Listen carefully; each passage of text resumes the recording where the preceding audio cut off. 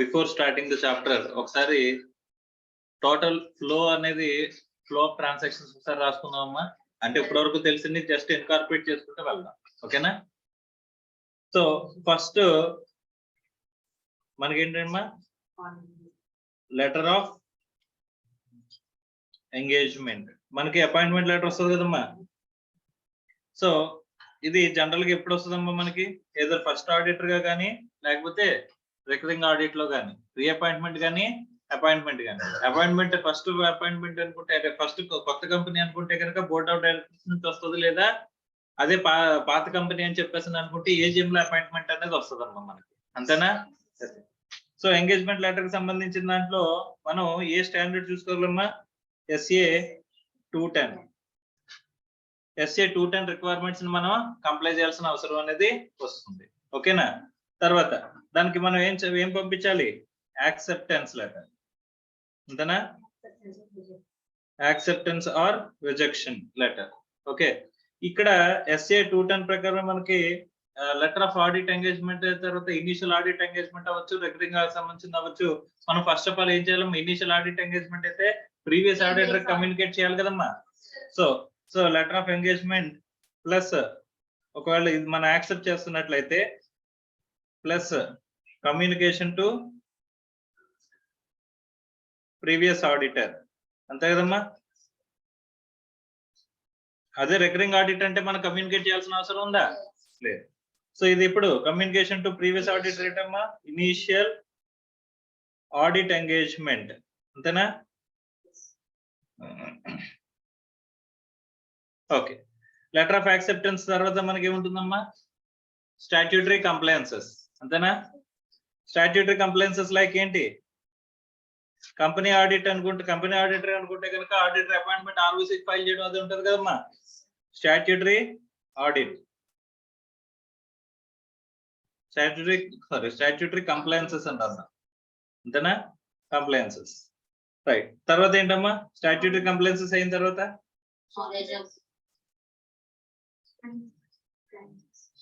Knowledge of clients business.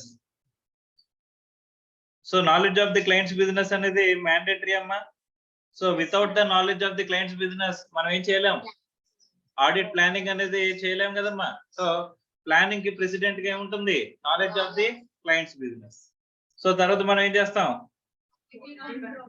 Audit. So audit planning చేయాలి actual గా. దానికంటే మధ్యలో మనకి కొన్ని ఆస్పెక్ట్స్ ని కంప్లీట్ చేయాల్సిన ఆస్పెక్ట్స్ ఉన్నాయి. ఏంటవి? Quality control, SA 220. అంతే కదమ్మా? SA 220 ప్రకారం మనం ఏం చేయాలంట? కొన్ని ఇక్కడ రాద్దాం, క్వాలిటీ కంట్రోల్ అని.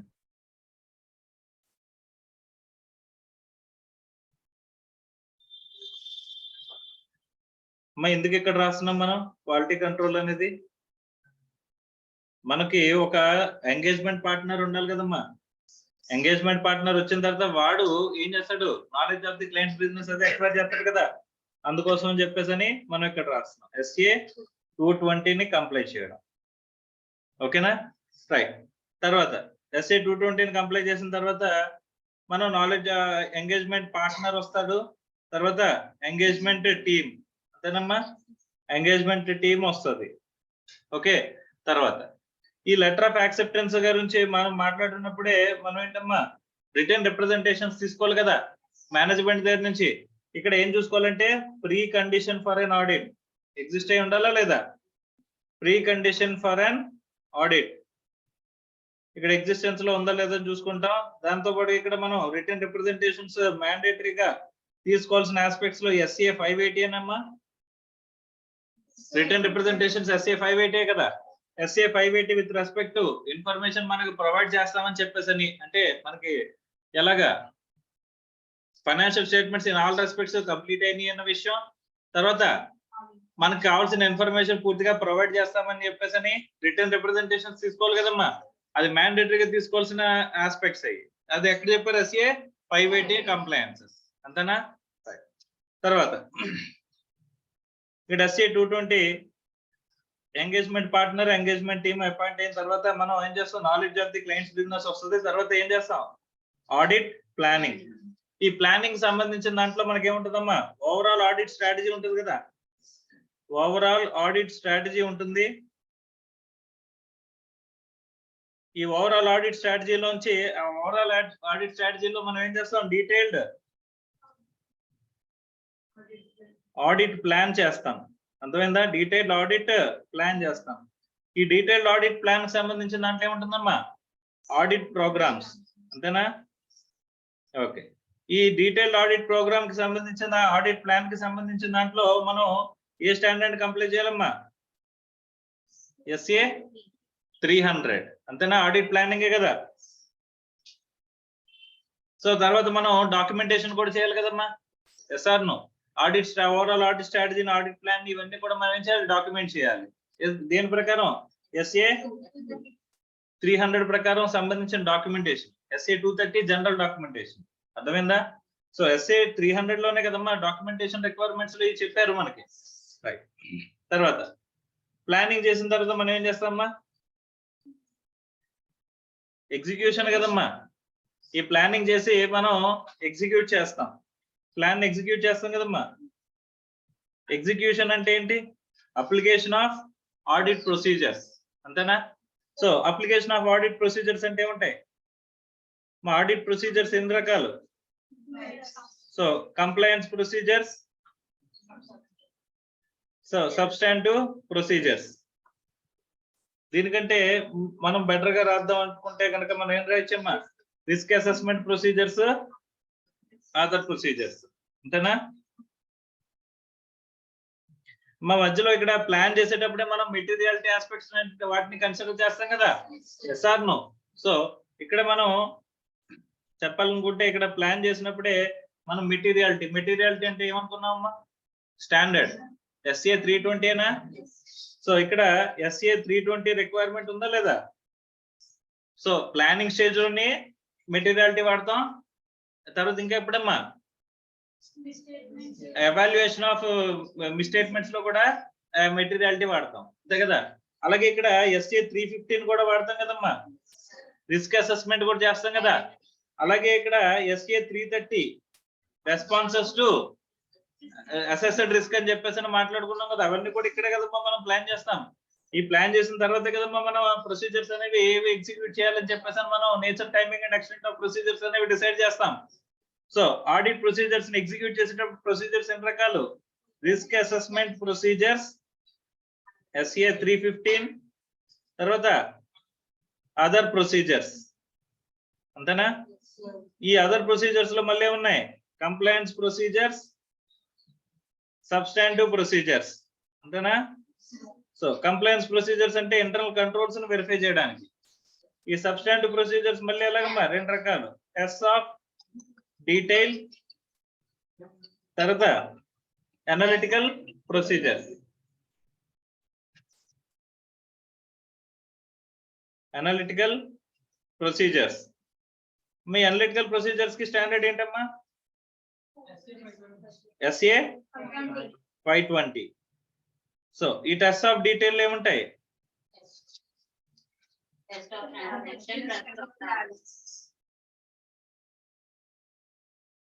Test of transaction, test of balances. అంతేనా. దీన్ని వౌచింగ్ అంటాం, దీన్ని వెరిఫికేషన్ అంటాం. అంతేనా. ఓకే. ఈ జనరల్ గా అనలిటికల్ ప్రొసీజర్స్ కి ఏముంటాయి, మా కంపారిజన్ ఆఫ్ వాట్, కంపారిజన్ ఉంటుంది కదమ్మా. ఇక్కడ కంపారిజన్ లో ఏముంటుందమ్మా, ప్రీవియస్ ఇయర్ డేటా ఉంటుంది కంపారిజన్ లో. నెక్స్ట్ బడ్జెటెడ్, తర్వాత ఇండస్ట్రియల్ నార్మ్స్. అంతేనా.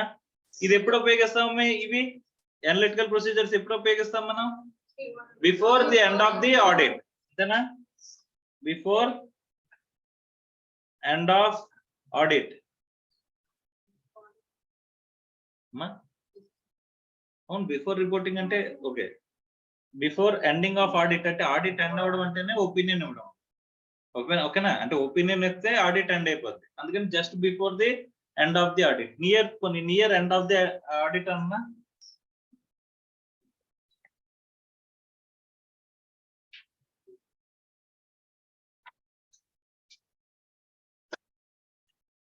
near the end of audit. Okay na? Right. Next.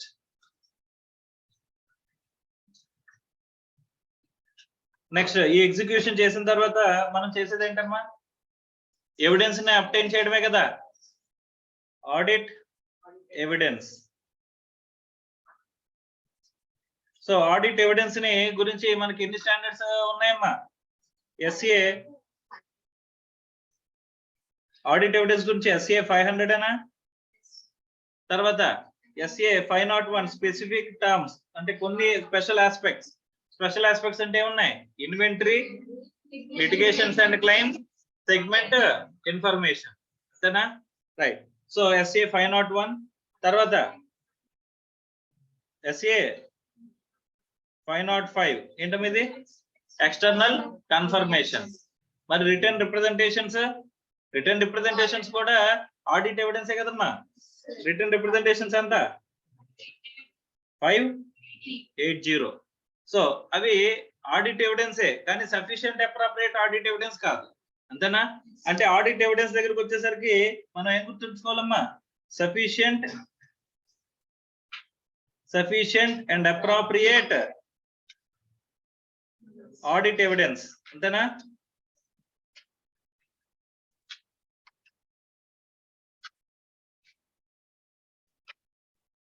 ఇక్కడ కంప్లైన్స్ ప్రొసీజర్స్ ఉన్నాయి కదా, ఈ కంప్లైన్స్ ప్రొసీజర్స్ వచ్చేసరికి మనం ఏం గుర్తుపెట్టుకోవాలని చెప్పేసి అనుకున్నాం, 3 ఆస్పెక్ట్స్. నేచర్, టైమింగ్, ఎక్స్టెంట్ కాకుండా completeness, effective, completeness, accuracy, validity అనేది సబ్స్టాంటివ్ ప్రొసీజర్స్ ఉన్నాయి. Okay, so existence, effectiveness, continuity.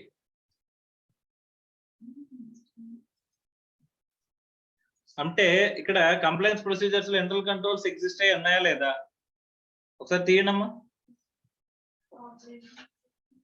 Operational efficiency అని ఉంటది, ఉన్నదా? ఎగ్జిస్టెన్స్, ఆపరేషనల్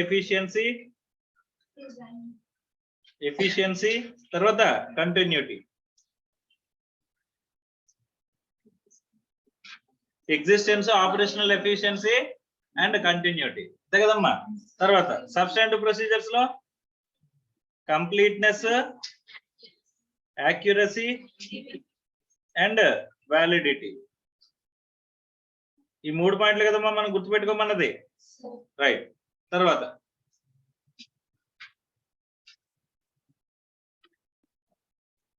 నెమ్మదిగా చిన్నదైపోతుందా లెఫ్ట్ సైడ్ది. తర్వాత ఆడిట్ ఎవిడెన్స్ లో మనకి ఎస్ఏ 500, 501, 505, 580 అని చెప్పేసి అనుకున్నాం కదమ్మా. రైట్. తర్వాత ఎస్ఏ 320 ఎక్కడ రాసుకున్నాం, ఆల్రెడీ ప్లానింగ్ లో రాసుకున్నాం కదమ్మా. రైట్. నెక్స్ట్ మెటీరియాలిటీ అనేది ఎస్ఏ 320 అనుకున్నాం కదా. ఈ ఎవిడెన్స్ ని బేస్ చేసుకుని మనం ఏం చేస్తాం, డాక్యుమెంటేషన్ ప్రిపేర్ చేస్తాం కదమ్మా. Yes or no? Audit documentation, మా ఆడిట్ డాక్యుమెంటేషన్ కి సంబంధించింది ఏముంది, ఎస్ఏ 230, అవునా కదా? నార్మల్ గా డాక్యుమెంటేషన్ అనేది ఏ స్టేజెస్ లో వస్తుంది, ప్లానింగ్ స్టేజ్ లోని, ప్రొసీజర్స్ స్టేజ్ లోని, తర్వాత కంక్లూజన్స్ డెరైవ్ స్టేజ్ లోని, రిపోర్టింగ్ స్టేజ్. ప్రతి స్టేజ్ లోనే మనకి ఈ ఆడిట్ డాక్యుమెంటేషన్ అనేది వస్తుంది. దేనికోసం మనం చేస్తాం అనుకుంటే ఏమన్నామమ్మా, సో ఒక ఎక్స్పీరియన్స్డ్ ఆడిటర్ కి మనకి కనిపించే విధంగా, అంతే కదమ్మా. ఎక్స్పీరియన్స్డ్ ఆడిటర్ కి వీళ్ళు అన్ని statutory norms, standards on auditing comply చేశారు అనిపించే విధంగా మనం ఏం చేస్తాం అనుకున్నాం, మనం డాక్యుమెంటేషన్ ప్రిపేర్ చేయాలని చెప్పేసి అనుకున్నాం లేదా. సో ఆడిట్ డాక్యుమెంటేషన్ వచ్చేసరికి మనకి జనరల్ గా ఎలాంటి ఫైల్స్ మెయింటైన్ చేస్తామమ్మా, 2 టైప్స్. ఏంటవి, permanent audit file, current audit file. Okay, permanent audit file అంటే నెక్స్ట్ ఇయర్ కి ఉపయోగించుకునేలా ఉంటుంది. సో కరెంట్ ఆడిట్ ఫైల్ అంటే ఓన్లీ కరెంట్ ఇయర్ ఇన్ఫర్మేషన్ మాత్రమే ఉంటుంది, అంతేనా? Is it clear or not? Shall we move forward? Right. తర్వాత ఆడిట్ నోట్ బుక్ అని చెప్పేసి రాసుకున్నాం, అదేంటిమ్మా, జస్ట్ ఫ్యూచర్ అంటే మనకి ఆల్రెడీ ఏవైతే అబ్జర్వేషన్స్ రాసుకున్నామో దానికి ఎవరైతే రెస్పాన్సెస్ ఇంకా పెండింగ్ ఉండిపోయినాయి ఇంకా ఇవ్వలేదో అలాంటి వాటిని అన్నింటినీ కూడా ఇంపార్టెంట్ ఆస్పెక్ట్స్ కవర్ చేయాల్సినవి లేకపోతే కవర్ చేసిన అబ్జర్వేషన్స్ నెక్స్ట్ మనకి ఇంకా అన్ఆన్సర్డ్ క్వశ్చన్స్ ఇవన్నీ కూడా ఒక చోట రాసుకుంటే కనుక మనం ఏమన్నాం audit notebook it is a bound book అని చెప్పేసి అనుకున్నాం కదా అది ఎలక్ట్రానిక్ ఫామ్ లో కూడా మెయింటైన్ చేయొచ్చు లూజ్ షీట్స్ లో కూడా మనం మెయింటైన్ చేయొచ్చు అని మనం మాట్లాడుకున్నాం కదమ్మా రైట్ సో డాక్యుమెంటేషన్ అయింది డాక్యుమెంటేషన్ తర్వాత ఏమొస్తుందమ్మా conclusions we need to arrive at conclusions ఈ కంక్లూజన్స్ అనేవి మనం ఎన్ని రకాలుగా అని చెప్పేసానంటే మనం మెటీరియాలిటీని బేస్ చేసి ఇక్కడ కూడా మెటీరియాలిటీ వాడతాం అని చెప్పేసి అనుకున్నాం కదమ్మా SA 320 ఈ మెటీరియాలిటీని బేస్ చేసుకుని కంక్లూజన్స్ ని బేస్ చేసుకుని మనం ఏం చేస్తాం అనుకున్నాం రిపోర్టింగ్ అంతేనా ఈ రిపోర్టింగ్ ఎలా ఉంటుందమ్మా అంటే అన్క్వాలిఫైడ్ ఒపీనియన్ మోడిఫైడ్ ఒపీనియన్ అంతేనా ఈ అన్క్వాలిఫైడ్ ఒపీనియన్ కి SA 700 అన్నారు అంతేనా ఈ మోడిఫైడ్ ఒపీనియన్ కి SA 705 అని అన్నారు అంతే కదమ్మా ఈ మోడిఫైడ్ ఒపీనియన్ లో ఎన్ని రకాలు ఉన్నాయమ్మా క్వాలిఫైడ్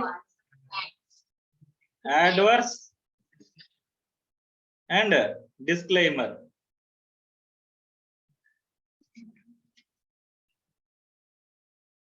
మా డిస్క్లైమర్ వచ్చిన చోట ప్రతి చోట ఏం రాయాలన్నాను withdraw from the engagement అనేది పాసిబిలిటీ లేకపోతే డిస్క్లైమర్ ఆఫ్ ఒపీనియన్ ఇవ్వాలని చెప్పేసి మనం మాట్లాడుకున్నాం అంతేనా yes or no so far అంటే ఇంకా కొన్ని ఆస్పెక్ట్స్ అయినా వదిలేస్తే కనుక తర్వాత చెప్పండి అమ్మా ఇందులో ఇన్కార్పొరేట్ చేసుకుంటే వెళ్దాం అంటే నా ఉద్దేశం ఏంటంటే at the end of the audit complete అయ్యేసరికి మన సిలబస్ అంతటినీ కూడా ఈ లైన్ లో నేను ఎక్కడ కావాలంటే అక్కడ నేను ఇన్కార్పొరేట్ చేసుకుంటే వెళ్ళాలి అర్థమైందా ఆడిట్ అనేది లెటర్ ఆఫ్ ఎంగేజ్మెంట్ తో స్టార్ట్ అవుతుంది రిపోర్ట్ తో ఎండ్ అవుతుంది what is the objective final objective మా రిపోర్టింగ్ ఏంటిది మన ఫైనల్ ఆబ్జెక్టివే కదమ్మా అల్టిమేట్ ఆబ్జెక్టివ్ అంతేనా మన మరి డిటెక్షన్ ఆఫ్ ఎర్రర్స్ మన ప్రైమరీ ఆబ్జెక్టివ్ అది కాదు కదమ్మా yes or no so secondary objective yes or no దాని గురించి మాట్లాడుకున్నాం కదా మా ప్రైమరీ ఆబ్జెక్టివ్ సెకండరీ ఆబ్జెక్టివ్ అని చెప్పేసి అని రైట్ సో అలాగా టోటల్ గా ఎక్కడెక్కడైతే మనం పాయింట్స్ వదిలేసామో వీలైతే ఇది రాసుకున్న తర్వాత మీరు 3 చాప్టర్స్ వెరిఫై చేయండి అమ్మా ఏదైనా వదిలేసామని చెప్పేసి మీకు అనిపిస్తే వాటిని ఎక్కడ ఇన్కార్పొరేట్ చేయాలో నేను చెప్పుకుంటూ వెళ్తాను is it clear or not yes or no so ultimate గా టోటల్ గా మనం ఇది ఫైనల్ అమ్మా ఇది ఫైనల్ కాదు తర్వాత మన సిలబస్ అంతా అయ్యేసరికి లాస్ట్ లో ఒక డయాగ్రామ్ టోటల్ గా చేద్దాం అందులో ఈ మొత్తం మేజారిటీ ఆస్పెక్ట్స్ అనేవి ఓవర్ వ్యూ కవర్ చేసుకుంటూ వెళ్దాం అర్థమైందమ్మా is it clear or not shall we move forward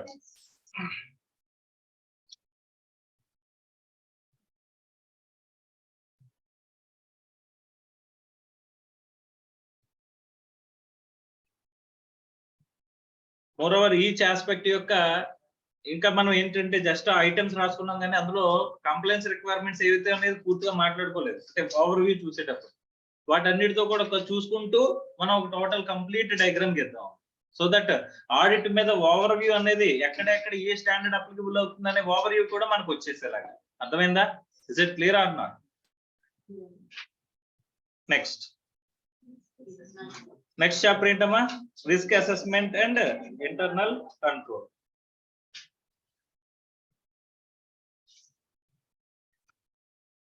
so అమ్మా మనకి ఇలా రాసుకుంటే కనుక వచ్చే ఉపయోగం ఏంటంటే క్వశ్చన్ ఇచ్చాడు అనుకోమ్మా సపోజ్ ఆ క్వశ్చన్ ఏ స్టేజ్ లో అడిగాడు అని మనకు తెలుస్తుంది అమ్మా అది ఐడెంటిఫై చేయొచ్చు కదా ఏ స్టేజ్ లో అడిగాడు అనేది ఐడెంటిఫై చేయొచ్చు కదా ఐడెంటిఫై చేస్తే దాంట్లో ఏ ఆస్పెక్ట్స్ మనకి ఎఫెక్ట్ అవుతాయని చెప్పేసి ఒక ప్రైమరీ ఐడియా వస్తుందో రాదమ్మా ఆ ప్రైమరీ ఐడియా వచ్చినప్పుడు అందులో ఉన్న పాయింట్స్ అన్ని కూడా మనం గుర్తొచ్చి మనం ప్రెజెంట్ చేయడానికి ఈజీగా ఉంటుంది అర్థమవుతుందా is it clear or not so ఇప్పుడు రాసుకోండి రాసుకున్నా సరే ఇది ఫైనల్ కాదు అది గుర్తు పెట్టుకోండి అర్థమైందా అట్ ది స్టేజ్ ఇది కొంతవరకు మనం కవర్ చేసాం టోటల్ ఆస్పెక్ట్స్ అన్ని కవర్ చేస్తూ చాప్టర్ అంతే సిలబస్ అంతా అయిపోయిన తర్వాత అంటే మధ్యలో నేను మళ్ళీ ఇది కంప్లీట్ దీన్ని చేస్తూ ఉంటానమ్మా 1 చాప్టర్ 2 చాప్టర్ అయిపోయిన తర్వాత మళ్ళీ రాయిస్తూ ఉంటాను కానీ అల్టిమేట్ గా ఎప్పుడు రాయిస్తామో లాస్ట్ లో మనం అన్ని కంప్లైన్సెస్ కూడా అయిపోయిన తర్వాత మొత్తం అన్ని అయిపోయిన తర్వాత వాటి అన్నిటిని కూడా నీట్ గా రాసుకుంటే వెళ్దాం ఇస్ ఇట్ క్లియర్ అన్నమాట ఓవర్ వ్యూ వచ్చిందమ్మా రాలేదా సో ఇప్పటి వరకు చదువుకున్న ఆడిటింగ్ మీద టోటల్ ఓవర్ ఉందా లేదమ్మా?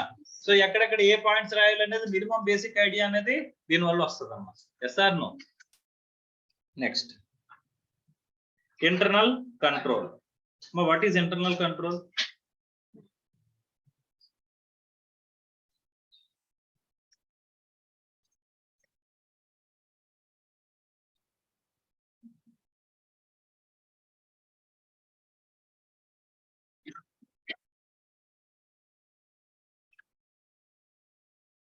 ఇప్పుడు who is responsible for day-to-day activities operations in an entity? మేనేజ్మెంటే కదమ్మా. సో మరి మేనేజ్మెంట్ ప్రతి ట్రాన్సాక్షన్ ని వచ్చి కూర్చొని బోర్డ్ ఆఫ్ డైరెక్టర్స్ చేయగలరమ్మా? చేయలేరు కదమ్మా. సో అందుకోసం అని చెప్పేసి వాళ్ళు day to day activities effective గా జరిగినాయా లేదా అని చెప్పేసి ఇన్ష్యూర్ చేసుకోవాల్సిన రెస్పాన్సిబిలిటీ కూడా ఎవరిదమ్మా? మేనేజ్మెంట్ దే కదా. ఎక్కడ మిస్టేట్మెంట్స్ జరగకుండా చూసుకోవాల్సిన ప్రైమరీ రెస్పాన్సిబిలిటీ ఎవరిది? ఆడిటర్ దా? కాదు కదమ్మా. సో ఆ మిస్టేట్మెంట్స్ ని ఐడెంటిఫై చేయడం, వాటిని కరెక్ట్ చేయడం, ప్రివెంట్ చేయడం, ఇదంతా కూడా రెస్పాన్సిబిలిటీ ఎవరిదమ్మా? Prevention, detection and correction of material misstatements is the responsibility of the management. అంతేనా? తర్వాత అకౌంటింగ్ సిస్టమ్ ని మెయింటైన్ చేయాల్సిన బాధ్యత ఎవరిది? మేనేజ్మెంట్. ఇంటర్నల్ కంట్రోల్స్ ని ఎస్టాబ్లిష్ చేయాల్సిన బాధ్యత ఎవరిది? మేనేజ్మెంట్. సో ఇంటర్నల్ కంట్రోల్స్ అనేవి ఎప్పుడు ఎస్టాబ్లిష్ చేయాలనేది అంటే కనుక ఎక్కడ కూడా ఇక్కడ మనకి రిపీటెడ్ ట్రాన్సాక్షన్స్ జరుగుతున్నాయి అమ్మ. యూజువల్ ట్రాన్సాక్షన్స్, రెగ్యులర్ ట్రాన్సాక్షన్స్ ఒకేలాగా ట్రాన్సాక్షన్స్ జరుగుతున్నాయి అని చెప్పేసి అనుకున్నప్పుడు ప్రతి ట్రాన్సాక్షన్ కి మళ్ళీ ప్రతి ట్రాన్సాక్షన్ చేసిన ప్రతిసారి కొత్తగా రికార్డ్ చేస్తామా, లేకపోతే ఒక ప్రొసీజర్ అంటే పెట్టేస్తామా? ఒక ప్రొసీజర్ అంటే పెట్టామనుకోమ్మా. సో ట్రాన్సాక్షన్ చేసే ప్రతిసారి మేనేజ్మెంట్ దగ్గరికి వెళ్ళి కన్ఫర్మేషన్ తీసుకోవాల్సిన అవసరం లేదు కదా. Yes or no? ఇప్పుడు మన కింద ఒక ఎస్టాబ్లిష్డ్ ప్రొసీజర్ పెట్టామనుకో, మా ప్రొసీజర్ ప్రకారం రన్ అయిపోతూ ఉంటాయా లేదా? Yes or no? Regular procedure అంతా కూడా ఎస్ ఆర్ నో? అంటే రిపీటెడ్ ట్రాన్సాక్షన్స్ కి మనం ఏం చేస్తామంటే ఎఫెక్టివ్ గా జరగాలంటే కనుక, day to day activities effective గా జరగాలంటే కనుక మనం ఎస్టాబ్లిష్ చేయాల్సిన ఒక సిస్టమ్ ఏంటంటారమ్మా? Internal control system. So internal control system ని ఎక్కడ ఎస్టాబ్లిష్ చేయగలుగుతామంటే యూజువల్ ట్రాన్సాక్షన్స్, రిపీటెడ్ ట్రాన్సాక్షన్స్ ఉన్న చోట అక్కడ ఎఫెక్టివ్ గా జరగడానికి, ఎఫెక్టివ్ ఇంప్లిమెంటేషన్ జరగడానికి మనం ఎస్టాబ్లిష్ చేస్తా ఉంటాం. అర్థమైందా? Is it clear or not? అంటే ఎక్కడెక్కడైతే మెటీరియల్ వీక్నెసెస్ అంటే ఇన్హెరెంట్ వీక్నెసెస్, బిజినెస్ రిస్క్స్ ఉంటాయో వాటిని ఎలిమినేట్ చేయాలంటే what we need to establish? Internal controls. అర్థమవుతుందమ్మా? సో ఆ ఇంటర్నల్ కంట్రోల్స్ ఎఫెక్టివ్ గా ఉంటే కనుక బిజినెస్ చాలా బాగా రన్ అవుతుంది. అర్థమవుతుందా?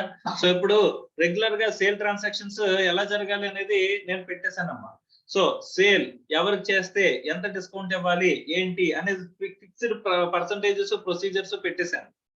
సో బిల్లింగ్ సిస్టమ్ ఎలా వెళ్ళాలి, సో ఇన్వెంటరీ మెయింటెనెన్స్ సిస్టమ్ అంతా ఎలా వెళ్ళాలి, సో ఇన్వెంటరీ పర్చేజ్ అంతా కూడా ఎప్పుడు జరగాలి అనేది ప్రొసీజర్స్ ఎస్టాబ్లిష్ చేస్తాను అనుకోమ్మా. ఇప్పుడు సర్టెన్ లెవెల్ పెట్టి ఇది మినిమం ఆర్డర్ లెవెల్ అని చెప్పేసి పెట్టానమ్మా. ఆ మినిమం ఆర్డర్ లెవెల్ కనుక ఇన్వెంటరీ టచ్ అయింది అనుకోమ్మా, ఆటోమేటిక్ గా పర్చేజ్ ఆర్డర్ ప్లేస్ అయిపోద్ది. అర్థమైందా? అలా ప్లేస్ అయింది అనుకోమ్మా, ఆటోమేటిక్ గా స్టాక్ అనేది వచ్చేస్తుంది. అంటే smooth running of the business జరగాలి అని చెప్పేసానంటే ప్రతిసారి మేనేజ్మెంట్ వెళ్ళి స్టాక్ ఎంత ఉంది, ఆ స్టాక్ లో ఎంత అంటే తక్కువ ఉందా, ఎక్కువ ఉందా, ఇవన్నీ చూసుకోవాల్సిన అవసరం ఉంటుందా? సో ఆర్డర్లీ బిజినెస్ అంటే ఈ రోజు నాకు కుదరచ్చు, రేపు కుదరకపోవచ్చు. సో కాబట్టి ఖచ్చితంగా ఒక ప్రొసీజర్ అంటే ఎస్టాబ్లిష్ చేసాం అనుకో, ఆటోమేటిక్ గా రన్ అవుతూ ఉంటుంది కదా. So automatic running of this business, day to day business smooth గా జరగాలంటే కనుక what will play key role అంటే internal control will play key role. అర్థమవుతుందమ్మా? సో ఈ ఇంటర్నల్ కంట్రోల్ సిస్టమ్ ని ఎస్టాబ్లిష్ చేయాల్సిన బాధ్యత, రెస్పాన్సిబిలిటీ ఎవరిదమ్మా? దాన్ని రివ్యూ చేసుకోవాల్సిన బాధ్యత ఎవరిది? మేనేజ్మెంట్. అర్థమవుతుందమ్మా? దాన్ని ఇంప్లిమెంట్ చేయాల్సిన, దాన్ని ప్లాన్ చేసుకోవాల్సిన బాధ్యత, ఇంప్లిమెంట్ చేయాల్సిన బాధ్యత, అది కరెక్ట్ గా వర్క్ అవుతుందా లేదా అని చెప్పేసి చూడాల్సిన, రివ్యూ చేయాల్సిన బాధ్యత కూడా ఎవరిదమ్మా? అర్థమవుతుందా? సో అలాంటప్పుడు ఒకసారి ఇంటర్నల్ కంట్రోల్స్ అంటే ఏంటో చెప్తున్నట్టు చూడమ్మా. Internal control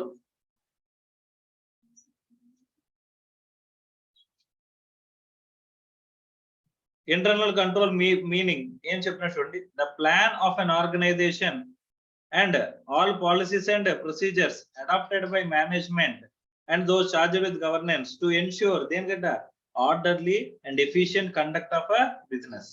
Effective and efficient and effective orderly conduct of a business correct ga jaragali అని చెప్పేసానంటే మనం ప్లేస్ చేయాల్సిన పాలసీస్ ని ప్రొసీజర్స్ ని ఏమంటున్నాడంటమ్మా, ఎవరు ప్లేస్ చేయాల్సిన policies procedures, management and those charged with governance ఎవరైతే ఉంటారో వాళ్ళు ఎస్టాబ్లిష్ చేయాల్సిన ప్రొసీజర్స్ ని, పాలసీస్ ని ఏమంటున్నాడమ్మా, internal controls.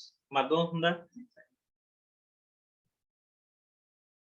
So internal control system as per definition of SCA 350 నేను చెప్పినట్టు, the process design, implemented and maintained by those charged with governance and management and other personnel to provide reasonable assurance about the achievement of any entity's objectives with the regard to reliability of financial reporting, effective and efficiency of operations, and safeguarding of assets and compliance with the applicable laws and regulations. ఇవన్నీ చూసుకోవాల్సిన బాధ్యత ఎవరిదమ్మా, management they కదా. ఆ management చేయాల్సిన బాధ్యతల్ని వాళ్ళు ఏం చేస్తున్నారు, ఒక సిస్టమ్ కి అడాప్ట్ చేపిస్తే కనుక దాన్నే ఏమంటున్నాడమ్మా, ఇంటర్నల్ కంట్రోల్ సిస్టమ్. అర్థమైందా? What are the objectives of internal control system అని ఎక్కడైనా అడిగాడు అనుకో, ఈ కింద లాస్ట్ పాయింట్ చూడండి, ఇవి చెప్పచ్చమ్మా. ఏంటంటే కనుక, so reliability of financial reporting achieve చేయడానికి, అంటే అకౌంటింగ్ అండ్ ఫైనాన్షియల్ రిపోర్టింగ్ ఎవరి బాధ్యత అమ్మా, మేనేజ్మెంట్ దే కదా. ఇది కరెక్ట్ గా జరగాలన్నా, తర్వాత ఏమంటున్నాడు, effectiveness and efficiency of operations, operations effectively and efficiently.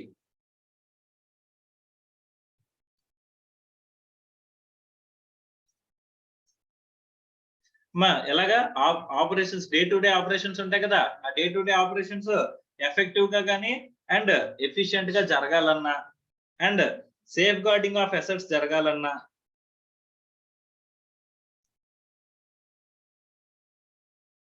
తర్వాత ఇంకేమంటున్నాడమ్మా, compliance with laws and regulations.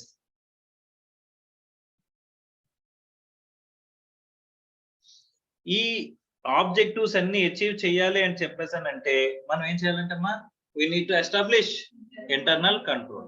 ఇప్పుడు మనం ప్రతిదీ కూడా, సో అకౌంటెంట్ కి బాబు బిల్ తెచ్చావా, అకౌంట్స్ లో రాసేవా అని చెప్పేసి చెప్పాలి, ప్రతిదీ చెప్పుకోవాలా, లేకపోతే బిల్లు తీసుకోవాల్సిన బాధ్యత ఒక పర్సన్ ని రెస్పాన్సిబుల్ పర్సన్ కింద పెట్టారు.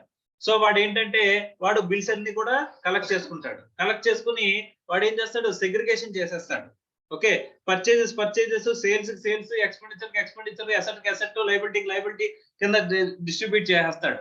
డిస్ట్రిబ్యూట్ చేసి ఎవరికి ఇస్తారమ్మా, నెక్స్ట్ పర్సన్ కి ఇస్తాడు. అక్కడ మనం ఏంటంటే ఈ పర్చేజ్ మాడ్యూల్, సేల్ మాడ్యూల్ ఒక పర్సన్ దగ్గర పెట్టాం. సో తర్వాత ఏంటి, expenses module, other income module, తర్వాత అసెట్స్, లైబిలిటీస్ మాడ్యూల్ ఒకటి దగ్గర పెట్టాం. ఓకే, సో ఇలా మనం డిఫరెంట్ పర్సన్స్ ని ఎంప్లాయ్ చేస్తూ మనం చూస్తున్నాం అంట.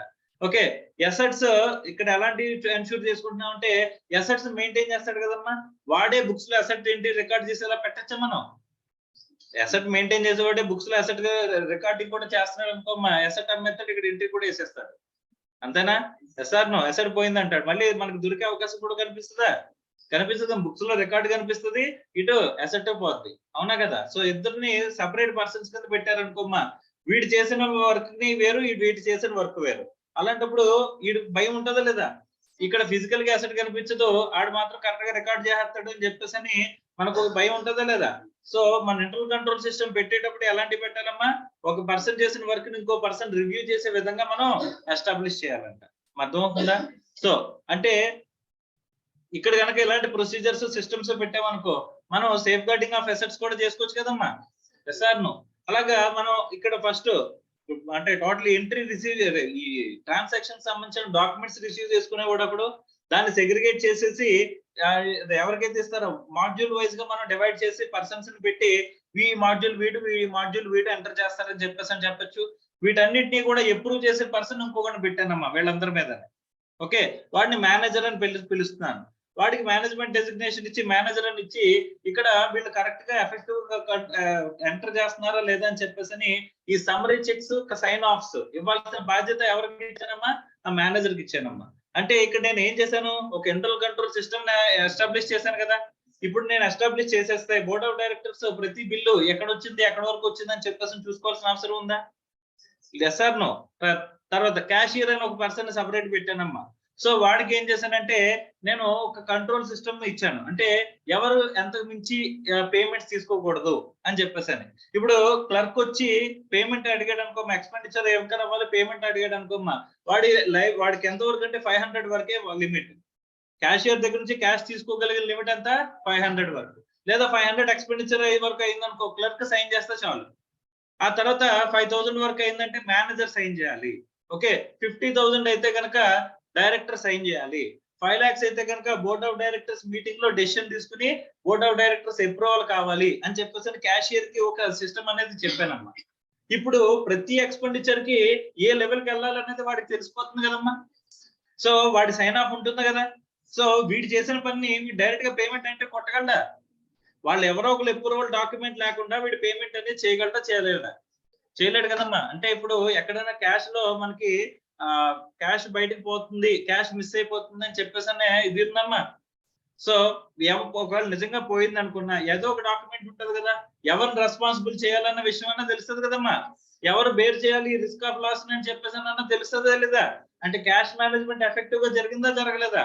రిస్క్ ఆఫ్ మిస్టేట్మెంట్స్ కి అవకాశం ఉందా లేదా? ఫ్రాడ్స్ అండ్ ఎర్రర్స్ కి మినిమైజ్ అవుతాయా లేదమ్మా, తగ్గిపోతాయా లేదా? Yes or no? సో ఇలా మనం ఒక ఇంటర్నల్ కంట్రోల్ సిస్టమ్ ని ఎస్టాబ్లిష్ చేసుకుంటే కనుక మనం డే టు డే ఆపరేషన్స్ ఈజీగా రన్ చేయగలమా? So what are the objectives which we are going to achieve అని చెప్పేసానంటే వీళ్ళు చేయాల్సిన రెస్పాన్సిబిలిటీసే వాళ్ళకి వచ్చే ఆబ్జెక్ట్. ఓకే, ఏమిటంట అకౌంటింగ్ అంటే accounting system and financial reporting correct గా వెళ్తుంది. తర్వాత ఆపరేషన్స్ ఎఫెక్టివ్ గా అండ్ ఎఫిషియెంట్ గా జరుగుతాయి. తర్వాత safeguarding of assets, compliance with laws and regulations జరగడానికి వీళ్ళు ఏవైతే ప్రొసీజర్స్ ఎస్టాబ్లిష్ చేస్తారో అలా ఎస్టాబ్లిష్ చేసిన ప్రొసీజర్స్ ని management and charger with governance establish చేసిన ప్రొసీజర్స్ ని ఏమంటున్నాడు అన్నాడు, ఇంటర్నల్ కంట్రోల్ అంటున్నారు అన్నాడు. అర్థమైందా? అదే కదమ్మా SC 315 చెప్పింది. ఏమేమి రెస్పాన్సిబిలిటీస్ ఉంటాయి ఇంటర్నల్ కంట్రోల్ కి అంటే డిజైన్ చేయాల్సిన రెస్పాన్సిబిలిటీ మేనేజ్మెంట్, ఇంప్లిమెంట్ చేయాల్సిన ఈ ఆస్పెక్ట్ కూడా ఎవరిది, మేనేజ్మెంట్, బట్ రివ్యూ చేయాల్సిన వాటి కూడా మేనేజ్మెంట్. ఓకే, సో కాబట్టి ఫస్ట్ డెఫినేషన్ లో దేంతో స్టార్ట్ చేసాడమ్మా, design, implemented and maintain. Maintain అంటే రివ్యూ కదమ్మా. So design, implemented and maintain by ఎవరు, those charged with governance and management and other personnel to provide దేని గురించి, reasonable assurance about the achievement of entities objectives. Entities objectives అంటే ఏంటి, entity achieve చేయాల్సిన objectives ఏమున్నాయమ్మా? So accounting and financial reporting అనేది ఒక objective. తర్వాత ఆపరేషన్స్ ఎఫెక్టివ్ గా అండ్ ఎఫిషియెంట్ గా జరిగేలాగా, తర్వాత సేఫ్ గార్డింగ్ ఆఫ్ అసెట్స్ జరిగేలాగా, complaints with laws and regulations జరిగేలాగా ఏవైతే పాలసీస్ అండ్ ప్రొసీజర్స్ ఎవరు ఇంప్లిమెంట్ చేస్తారమ్మా, డిజైన్ చేసి ఇంప్లిమెంట్ చేసి మెయింటైన్ చేస్తారు ఎవరు, management and those charged with governance చేస్తారో దాన్ని ఏమంటున్నారంట, ఇంటర్నల్ కంట్రోల్ అంటున్నారు as per SCA 350. Yes or no? Next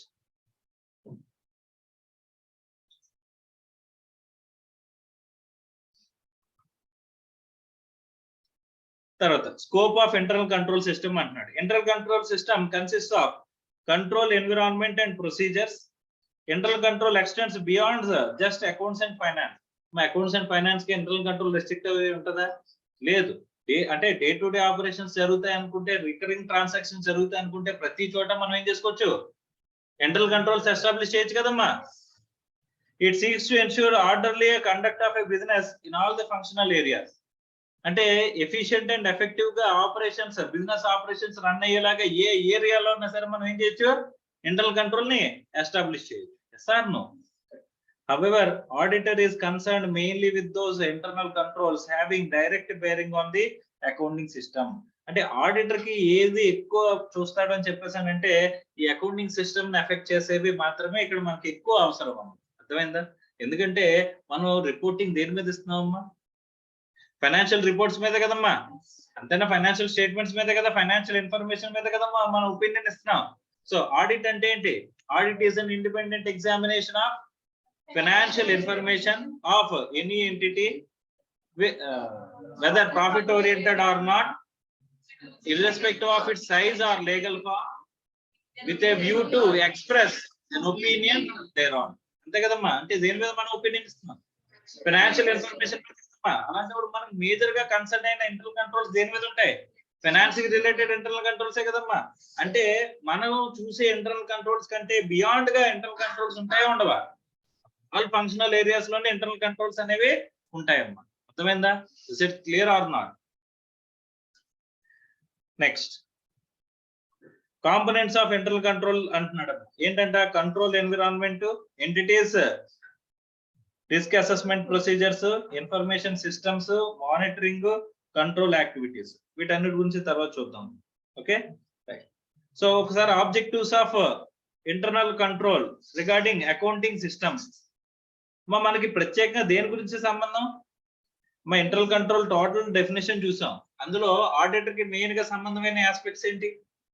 financial అదే అకౌంటింగ్ సిస్టమ్ సంబంధించినవే కదమ్మా. అకౌంటింగ్ సిస్టమ్ కి సంబంధించిన ఇంటర్నల్ కంట్రోల్స్ యొక్క ఆబ్జెక్టివ్స్ చూస్తాం. ఇప్పుడు మనకి లాస్ట్ ఇయర్ ట్రాన్సాక్షన్స్ ఇయర్ లో ఎంటర్ అయిపోవచ్చా? లాస్ట్ ఇయర్ పేమెంట్ అప్పుడు ఎంటర్ చేయడం మర్చిపోయామంట, అది ఇప్పుడు ఎంటర్ చేసేస్తున్నారంట. చేసేచ్చు అలాగా? మన అకౌంట్స్ అనేది ఎప్పుడు ప్రిపేర్ చేస్తామమ్మా? మనం అక్కడ ట్రూ అండ్ ఫెయిర్ వ్యూ అని అనుకున్నామా? ట్రూ అండ్ ఫెయిర్ వ్యూలో పాలసీస్, రెగ్యులేషన్స్, తర్వాత డిస్క్లోజర్స్ అనుకున్నామా? అందులో డిస్క్లోజర్స్ లో appropriate amount, appropriate account, appropriate period అనుకున్నాం లేదా? మరి appropriate amount, appropriate account, appropriate period లోనే మాత్రం ఎంట్రీస్ జరిగేలాగా మనకి కావాల్సింది చేసేది ఏంటమ్మా? Internal control system. అర్థమవుతుందా? సో అంటే అలాంటి ఆబ్జెక్టివ్స్ ఏముంటాయి అని చెప్పేసి మనం చూద్దాం. చూడండి, proper execution of transaction as per the management authorisation. Management authorisation తో ప్రాపర్ గా ఏం జరగాలి? ఎగ్జిక్యూషన్ ఆఫ్ ట్రాన్సాక్షన్ జరిగే విధంగా మనం, అది వన్ ఆఫ్ ది ఆబ్జెక్టివ్. ఇప్పుడు మనం క్యాష్ ట్రాన్సాక్షన్స్ గురించి ఒక ప్రొసీజర్ చెప్పుకున్నాం. 500 దాటితే క్లర్క్, తర్వాత 500 లోపల అయితే 5,000 దాటి 5,000 లోపల అయితే కనుక మేనేజర్, 50,000 అయితే డైరెక్టర్, 5 లక్షలు అయితే బోర్డ్ ఆఫ్ డైరెక్టర్స్ మీటింగ్ అని చెప్పేసి మనం ఒక లెవెల్ చెప్పుకున్నామా? ఆ లెవెల్లో ట్రాన్సాక్షన్స్ జరుగుతున్నాయి అంటే కనుక ఆ లెవెల్లో ట్రాన్సాక్షన్స్ ఎగ్జిక్యూట్ అవుతున్నాయి అని చెప్పేసి అంటే అది ఇంటర్నల్ కంట్రోల్ ఆబ్జెక్టివే కదన్నది. అంటే అక్కడ ఎక్కడైనా సరే ఎక్కడైనా మనకి ఎర్రర్స్ జరిగే అవకాశం ఉందా? మిస్టేట్మెంట్స్ జరగడానికి అవకాశం ఉందా? ఫ్రాడ్స్ అంటే ఎర్రర్స్ జరగడానికి అవకాశం ఉందా? సో ఒకవేళ చేస్తే కనుక ఈజీగా దొరికేస్తాడు కదమ్మా. సో మనం ముందే చెప్పేస్తాం అనమాట. సో ఈ ఆథరైజేషన్స్ ప్రకారం కనుక క్యాషియర్ ఫాలో అవ్వకపోతే క్యాషియర్ షుడ్ బేర్ ద, ఎప్పుడు మేనేజర్ అప్రూవల్ లేకుండా ఉన్నానమ్మా. మేనేజర్ అప్రూవల్ లేకుండా 5,000 కంటే దాంట్లో 5,000 కంటే తక్కువ ఉన్నది కదా ట్రాన్సాక్షన్, అక్కడ మేనేజర్ సైన్ ఆఫ్ లేకుండా వీడు క్యాష్ పేమెంట్ చేశాడు. ఎవరిని రెస్పాన్సిబుల్ చేసేచ్చు? అప్పుడు క్యాషియర్ రెస్పాన్సిబుల్ చేసేచ్చు కదమ్మా. అంటే అలాంటి సిస్టమ్ అనేది ఎగ్జిక్యూట్ చేస్తున్నాం లేదా? తర్వాత ప్రాంప్ట్ రికార్డింగ్ ఆఫ్ ట్రాన్సాక్షన్స్ కంట మా ప్రాపర్ ఎగ్జిక్యూషన్ ఆఫ్ ట్రాన్సాక్షన్స్ కి మన objectives of the internal control regarding accounting system ఏంటి? ఫస్ట్ ఎగ్జిక్యూషన్ ఆఫ్ ట్రాన్సాక్షన్, తర్వాత రికార్డింగ్ ఆఫ్ ట్రాన్సాక్షన్. ఈ ప్రాంప్ట్ రికార్డింగ్ అంటే ఏంటి? Appropriate account, appropriate for period, correct amount. Okay, తర్వాత సేఫ్ గార్డింగ్ ఆఫ్ అసెట్స్, తర్వాత periodic comparison of recorded assets with actual assets, and prevention and detection correction of material misstatements on timely basis. ఇవన్నీ కూడా ఏంటంటే అమ్మా objectives of internal control. ఇవన్నీ internal control achieve చేస్తుందా లేదు చూడండి. ఒకవేళ ఒక మంచి ఇంటర్నల్ కంట్రోల్ కనుక మనం ఎస్టాబ్లిష్ చేస్తే ఇవన్నీ కూడా మనకి ఏం చేస్తుంది? అచీవ్ చేసే ఆబ్జెక్టివ్సా కాదని జస్ట్ వెరిఫై చేయండి. ఒక ఇంటర్నల్ కంట్రోల్ ఎస్టాబ్లిష్ చేశాను, అది దాని నుంచి మన జాగ్రత్తగా చూసుకుంటే కనుక ఇప్పుడు డాక్యుమెంట్స్ అన్ని కూడా రిసీవ్ చేసుకునే వాడు ఒక పర్సన్ ఉన్నాడు. వాడు సెగ్రిగేట్ చేసి మనకి ఏం చేస్తున్నాడమ్మా? ఒక ఎంట్రీకి అంటే ఒక పర్సన్ ఎంట్రీకి పడకుండా, తర్వాత మనం ఏం చేస్తాం? పర్చేజ్ అండ్ సేల్ ఒకడో రికార్డ్ చేసేలాగా, తర్వాత అసెట్స్ లైబిలిటీస్ ఒకటి రికార్డ్ చేసేలాగా పెట్టామనుకోమ్మా. రెవెన్యూ ఎంట్రీస్ క్యాపిటల్ ఎంట్రీస్ లోకి, క్యాపిటల్ ఎంట్రీస్ రెవెన్యూలో ఎంట్రీలోకి పడడానికి తక్కువ ఛాన్సెస్ ఉంటాయి ఉండవా? ఎస్ఆర్ నప్పుడు వాడు కొన్ని సెగ్రిగేట్ చేసేవాడు తప్పు చేసిన ఎంట్రీ చేసేవాడు మాత్రం చూస్తాడు కదా. ఆడు పర్చేజ్ ఎంట్రీలో ఇది అసెట్ ఎంట్రీ డాక్యుమెంట్ వచ్చేస్తుందని చెప్పేసి వాడు చేసిన పని వీడు వెరిఫై చేసుకునే ఉపయోగపడుతుందా లేదమ్మా? అంటే ఇప్పుడు చెప్పండి, proper amount, proper account, proper period కి సంబంధించిన ఎంట్రీస్ పడతాయి లేదా? ఎందుకంటే ఒకడు వెరిఫై చేస్తున్నాడు, ఒకడు ఇచ్చేస్తున్నాడు. వీళ్ళందరినీ సూపర్వైజ్ చేసి రివ్యూ సైన్ ఆఫ్ ఇచ్చేవాడు మేనేజర్ కూడా ఉన్నాడు కదమ్మా. వాడి మీద భయంతో వీడు కరెక్ట్ గా చేస్తాడో చేయడా? ఒకవేళ వీడు తప్పు చేసిన వాడు వెరిఫై చేస్తాడో చేయడా? అంటే అలాంటి సిస్టమ్ ఎస్టాబ్లిష్ చేస్తే కనుక మనకి ఆ ఆబ్జెక్టివ్ అచీవ్ అవుతుంది. సో ఎఫెక్టివ్ గా ట్రాన్సాక్షన్ రన్ అవుతుందా లేదా? సో ట్రాన్సాక్షన్ చేయడానికి ఎగ్జిక్యూషన్ ఆఫ్ ది ట్రాన్సాక్షన్ కి, తర్వాత రికార్డింగ్ ఆఫ్ ట్రాన్సాక్షన్ కి, అసెట్ సేఫ్ గార్డ్ కి. ఎందుకంటే రికార్డ్ చేసే కూడా ఒకడు, అసెట్ మెయింటైన్ చేసే కూడా ఒకనే పెట్టాం. అప్పుడు ఏమవుతుందమ్మా?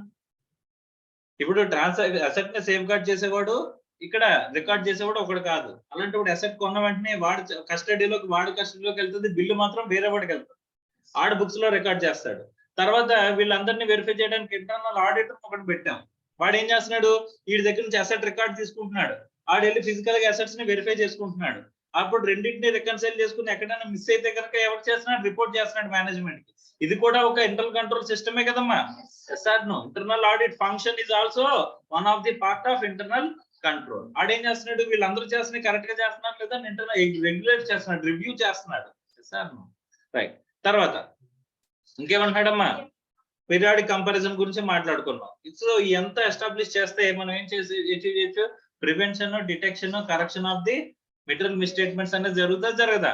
సో ఇవన్నీ ఆబ్జెక్టివ్స్ మనం ఎఫెక్టివ్ గా ఒక కంట్రోల్ సిస్టమ్, ఇంటర్నల్ కంట్రోల్ ని ఎస్టాబ్లిష్ చేస్తే అచీవ్ చేసే ఆబ్జెక్టివ్స్.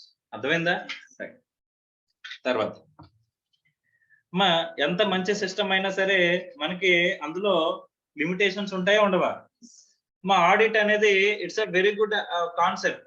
దానికే ఇన్హరెంట్ లిమిటేషన్స్ ఉన్నాయా లేదా? Yes or no. సో మరి అలాంటప్పుడు ఇంటర్నల్ కంట్రోల్ సిస్టమ్ కి ఇన్హరెంట్ లిమిటేషన్స్ ఉంటాయా ఉండవా?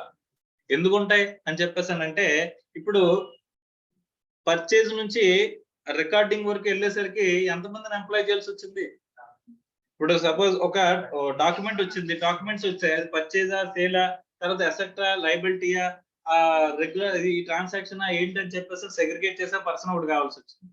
తర్వాత దాన్ని ఎంటర్ చేసే దాంట్లో ఇక్కడ పర్చేజెస్, సేల్స్ రికార్డ్ చేసే ఒక పర్సన్ ఉన్నాడు, అసెట్స్, లయబిలిటీస్ ఎంటర్ చేసే ఇంకో పర్సన్ ఉన్నాడు. సో అదర్ ట్రాన్సాక్షన్స్ ఎంటర్ చేసేవాడు. తర్వాత దాన్ని వీళ్ళని రివ్యూ చేస్తూ సూపర్వైజ్ చేయడానికి ఒక మేనేజర్, వీళ్ళందరికీ సంబంధం లేకుండా ఒక క్యాషియర్. ఓకే. సో ఇలా మనకి ఎంత మందిని ఎస్టాబ్లిష్ చేయాలంటే ఏం చేయాల్సి వస్తుంది? ఇదంతా చేస్తే ఎఫెక్టివ్ గా ఉంటుందని మీకు తెలిసిందా తెలీదా? ఇప్పుడు వీళ్ళందరినీ అపాయింట్ చేసుకుంటూ వెళ్తే వీళ్ళందరికీ పైన ఇంకోడెవడు? Internal auditor. ఓకే. ఎంత మందిని నువ్వు ప్లేస్ చేస్తే ఏం జరుగుతుంది? ఇంతమందిని ఎంప్లాయ్ చేస్తే కంట్రోల్ ఎఫెక్టివ్ గా వర్క్ అవుతుంది. అంతేనా? నువ్వు అనుకున్న ఆబ్జెక్టివ్స్ అచీవ్ చేస్తావు చేయవా? పైన చెప్పిన ఆబ్జెక్టివ్స్ అన్ని అచీవ్ చేస్తావు లేదా? సో అచీవ్ చేస్తావు, కానీ ఏమవుద్ది? సో రూపాయి సంపాదించడానికి ఎంత రూపాయిన్నర ఖర్చు పెట్టినట్టు ఉంటుంది.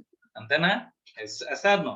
మరి ఇంత మందిని ప్లేస్ చేయడం అంటే ఎంత ఫస్ట్ మనం ఏం చేస్తాం? మేనేజ్మెంట్ కి ఒక పిక్చర్ చూపించాం, ఇలా జరుగుతుంది సార్, ఇలా చేస్తారు, ఇలా ఎంట్రీస్ జరిగితే మీరేమో ఎక్కడ ట్రాన్సాక్షన్ ఎక్కడ కూడా మిస్ అవ్వదు, మీ కరెక్ట్ ఎంట్రీ ఆఫ్ ట్రాన్సాక్షన్ జరుగుతుంది, సేఫ్ గార్డింగ్ ఆఫ్ అసెట్స్ జరుగుతుంది. ఎన్ని మనం బెనిఫిట్స్ చెప్పినా లాస్ట్ కి వచ్చేసరికి ఇంత మందిని ఇలా ఎస్టాబ్లిష్ చేయాలంటే అట్లీస్ట్ మీరు 15 మందిని పెట్టాలి సార్ ఇక్కడ. ఆ 15 మందికి నెలకి 1 లక్ష రూపాయలు శాలరీ కింద పే చేయాలి సార్ అని చెప్పేసి అంటే ఏంటి? ఈ ఎస్టాబ్లిష్మెంట్ అంతటికే 15 లక్షలు కావాలా అని చెప్పేసి ఏమంటాడు? ఇవన్నీ కలిపి ఇద్దరు చేయలేరా అని చెప్పేసి అడుగుతారా అడగరమ్మా? అంటే ఇది లిమిటేషనే కాదా? సో 15 లక్షలు కనుక మీరు ఖర్చు పెడితే మీకు రూపాయి కూడా పోదు సార్ అని చెప్పేసి అన్నాను. ఓకే. సో ఈ లెక్కన ఇంతమందిని ఎస్టాబ్లిష్ చేసి నేను కనుక 15 లక్షలు ఖర్చు పెడితే వచ్చే లెక్క కంటే పొయ్యే లెక్క ఎక్కువ ఉందని చెప్పేసి అంటారా అనరా? అంటే so cost is a first బ్యారియరే కదా? Yes or no. So cost is a first బ్యారియరే కదమ్మా. అంటే ఇక్కడ మనకి కంట్రోల్ ఎలా ఉండాలి? కాస్ట్ ఎఫెక్టివ్ గా ఉండాలి. కాస్ట్ ఎఫెక్టివ్ గా లేదంటే అంటే వచ్చే లెక్క పోయే లెక్క చూసుకుంటే ఎక్కువ నిజంగా ఫ్రాడ్ చేసేసిన 15 లక్షలు ఫ్రాడ్ చేయరా సంవత్సరం నెలకి, కానీ వీళ్ళందరినీ మెయింటైన్ చేయాలంటే 15 లక్షలు అవుతుంది అని చెప్పేసి అనుకుంటారా? సో వీళ్ళని మెయింటైన్ చేయడం అంటే ఫైనాన్షియల్ మేనేజ్మెంట్ అమ్మా. మనం చేసిన దాంట్లో ఫైనాన్షియల్ మేనేజ్మెంట్ లో ఏం చేస్తాం? బెనిఫిట్స్, కాస్ట్ లెక్కేసుకుంటామా? సో నిజంగా ఫ్రాడ్ జరిగితే నెలకి ఒక 5 లక్షలు ఫ్రాడ్ జరిగింది అనుకుందాం. ఓకే. సో వీళ్ళని మెయింటైన్ చేస్తే 15 లక్షలు పోతుంది కదా. అలాంటప్పుడు ఏది బెటర్? ఫ్రాడ్ వదిలేయడమే బెటర్, ఫ్రాడ్ జరగడమే బెటర్. ఎవరు చెప్తుంది? ఇది ఫైనాన్షియల్ మేనేజ్మెంట్ చెప్తారు. బట్ మనం మాత్రం ఇంటర్నల్ కంట్రోల్ ఇది బెటర్ అని చెప్పేసి చెప్తాం. ఒక ఆడిటర్ అయితే అదే మేనేజ్మెంట్ వైపు నుంచి మాట్లాడితే ఖచ్చితంగా ఇంటర్నల్ కంట్రోల్ పెట్టాలని అంటాం. కానీ అక్కడ ఏంటి? ఫైనాన్స్ మేనేజర్ అయితే ఏం చెప్తాడమ్మా? కంట్రోల్ పెట్టడమే మానేయండి సార్ అంటాడు. అంతేనా? అలాగా కొన్ని లిమిటేషన్స్ ఉన్నాయంట. there are certain inherent limitations of internal controls. Okay, effect ఏమవుతుంది? Due to limitations of internal control, it can provide only reasonable, not absolute assurance, so that its objectives are achieved. Internal controls అనేవి ఏం చేస్తాయంటమ్మా? Reasonable assurance ఇవ్వగలవు కానీ complete assurance ఇవ్వలేవంట. ఎందుకంటే due to inherent limitations అంటున్నాడు. అందులో limitations లో first limitation ఏంటో చూద్దామమ్మా. First ఏంటంటే cost effective. Cost of implementing of control may be more than its benefits. Thus management usually does not implement best control. మా controls implement చేస్తుంది కానీ best controls implement చేస్తుందా? బెస్ట్ కంట్రోల్స్ ఇంప్లిమెంట్ చేయడం అంటే కష్టమే. ఎందుకు? కొంచెం డబ్బుతో కూడుకున్నది, అంతే కదా. ప్రాఫిట్స్ తగ్గిపోతాయమ్మా నిజంగా బెస్ట్ కంట్రోల్స్ అని మనం వైపు వెళ్తే. తర్వాత human error.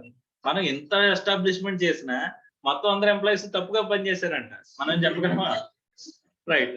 Human error which may occur while carrying out internal control system. It may be due to misunderstanding of the part of the person. వాళ్ళ మధ్య మిస్అండర్స్టాండింగ్స్ ఉన్నాయనుకో, ఎర్రర్ జరిగే అవకాశం ఉంటుందా ఉండదా? రైట్, అది కూడా ఇన్హెరెంట్ లిమిటేషనే కదమ్మా. తర్వాత కొల్యూషన్ అమాంగ్ ఎంప్లాయీస్. మనం ఎంత మంచి ఇంటర్నల్ కంట్రోల్ సిస్టమ్ పెట్టినా వాళ్ళందరూ కలిసిపోయారు అనుకోమ్మా. సార్ క్యాషియర్ దగ్గరికి వెళ్ళి 500 కంటే తక్కువ ఉంటే 500 కంటే ఎక్కువ ఉంటే ఎలా ఇచ్చామా లిమిట్? మేనేజరే వచ్చి ఇగో తీసుకో సంతకం పెడదాం, ఇగో 50-50 ముందు ఒక ఎక్స్పెండిచర్ రాసేద్దాం. ఓకే, 4900. ఇగో నీకేమో 900, నాకు 4000 పంచుకుంటున్నారమ్మా. క్యాషియర్ రాసినందుకు 900, దాన్ని సైన్ చేసినందుకు మేనేజర్ కి 4000 పంచుకున్నారు. ఇలా చేస్తే అక్కడ మనకు కనిపించడానికి ఏం కనిపిస్తుంది? బిల్లు ఉంటది, క్యాషియర్ ఉంటాడు, క్యాషియర్ రికార్డ్ చేస్తాడు, దాన్ని అప్రూవ్ చేసిన మేనేజర్ అప్రూవ్ చేస్తాడు. ఇంటర్నల్ కంట్రోల్ దాన్ని కనిపెట్టగలదా? లేదా?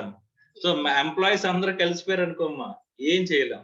ఇంటర్నల్ కంట్రోల్ ఎంత ఎఫెక్టివ్ గా పెట్టినా సరే వాళ్ళందరూ కొల్యూడ్ అయిపోతే కనుక ఏం చేయలేం కదమ్మా. అది కూడా one of the limitation of the internal కంట్రోలే కదా. Employees may commit fraud through collusion. It may be among themselves or with outsiders. Okay, abuse of authority. The personnel responsible for exercising control can himself override it. Like suppose ఒక director వచ్చాడు cashier దగ్గరికి, వచ్చి sudden గా నాకు 10 లక్షల రూపాయల car చూశాను, 10 లక్షలు తీసి ఇచ్చే కారు కొనుక్కుంటానని చెప్పి తీసుకెళ్ళిపోయాడు.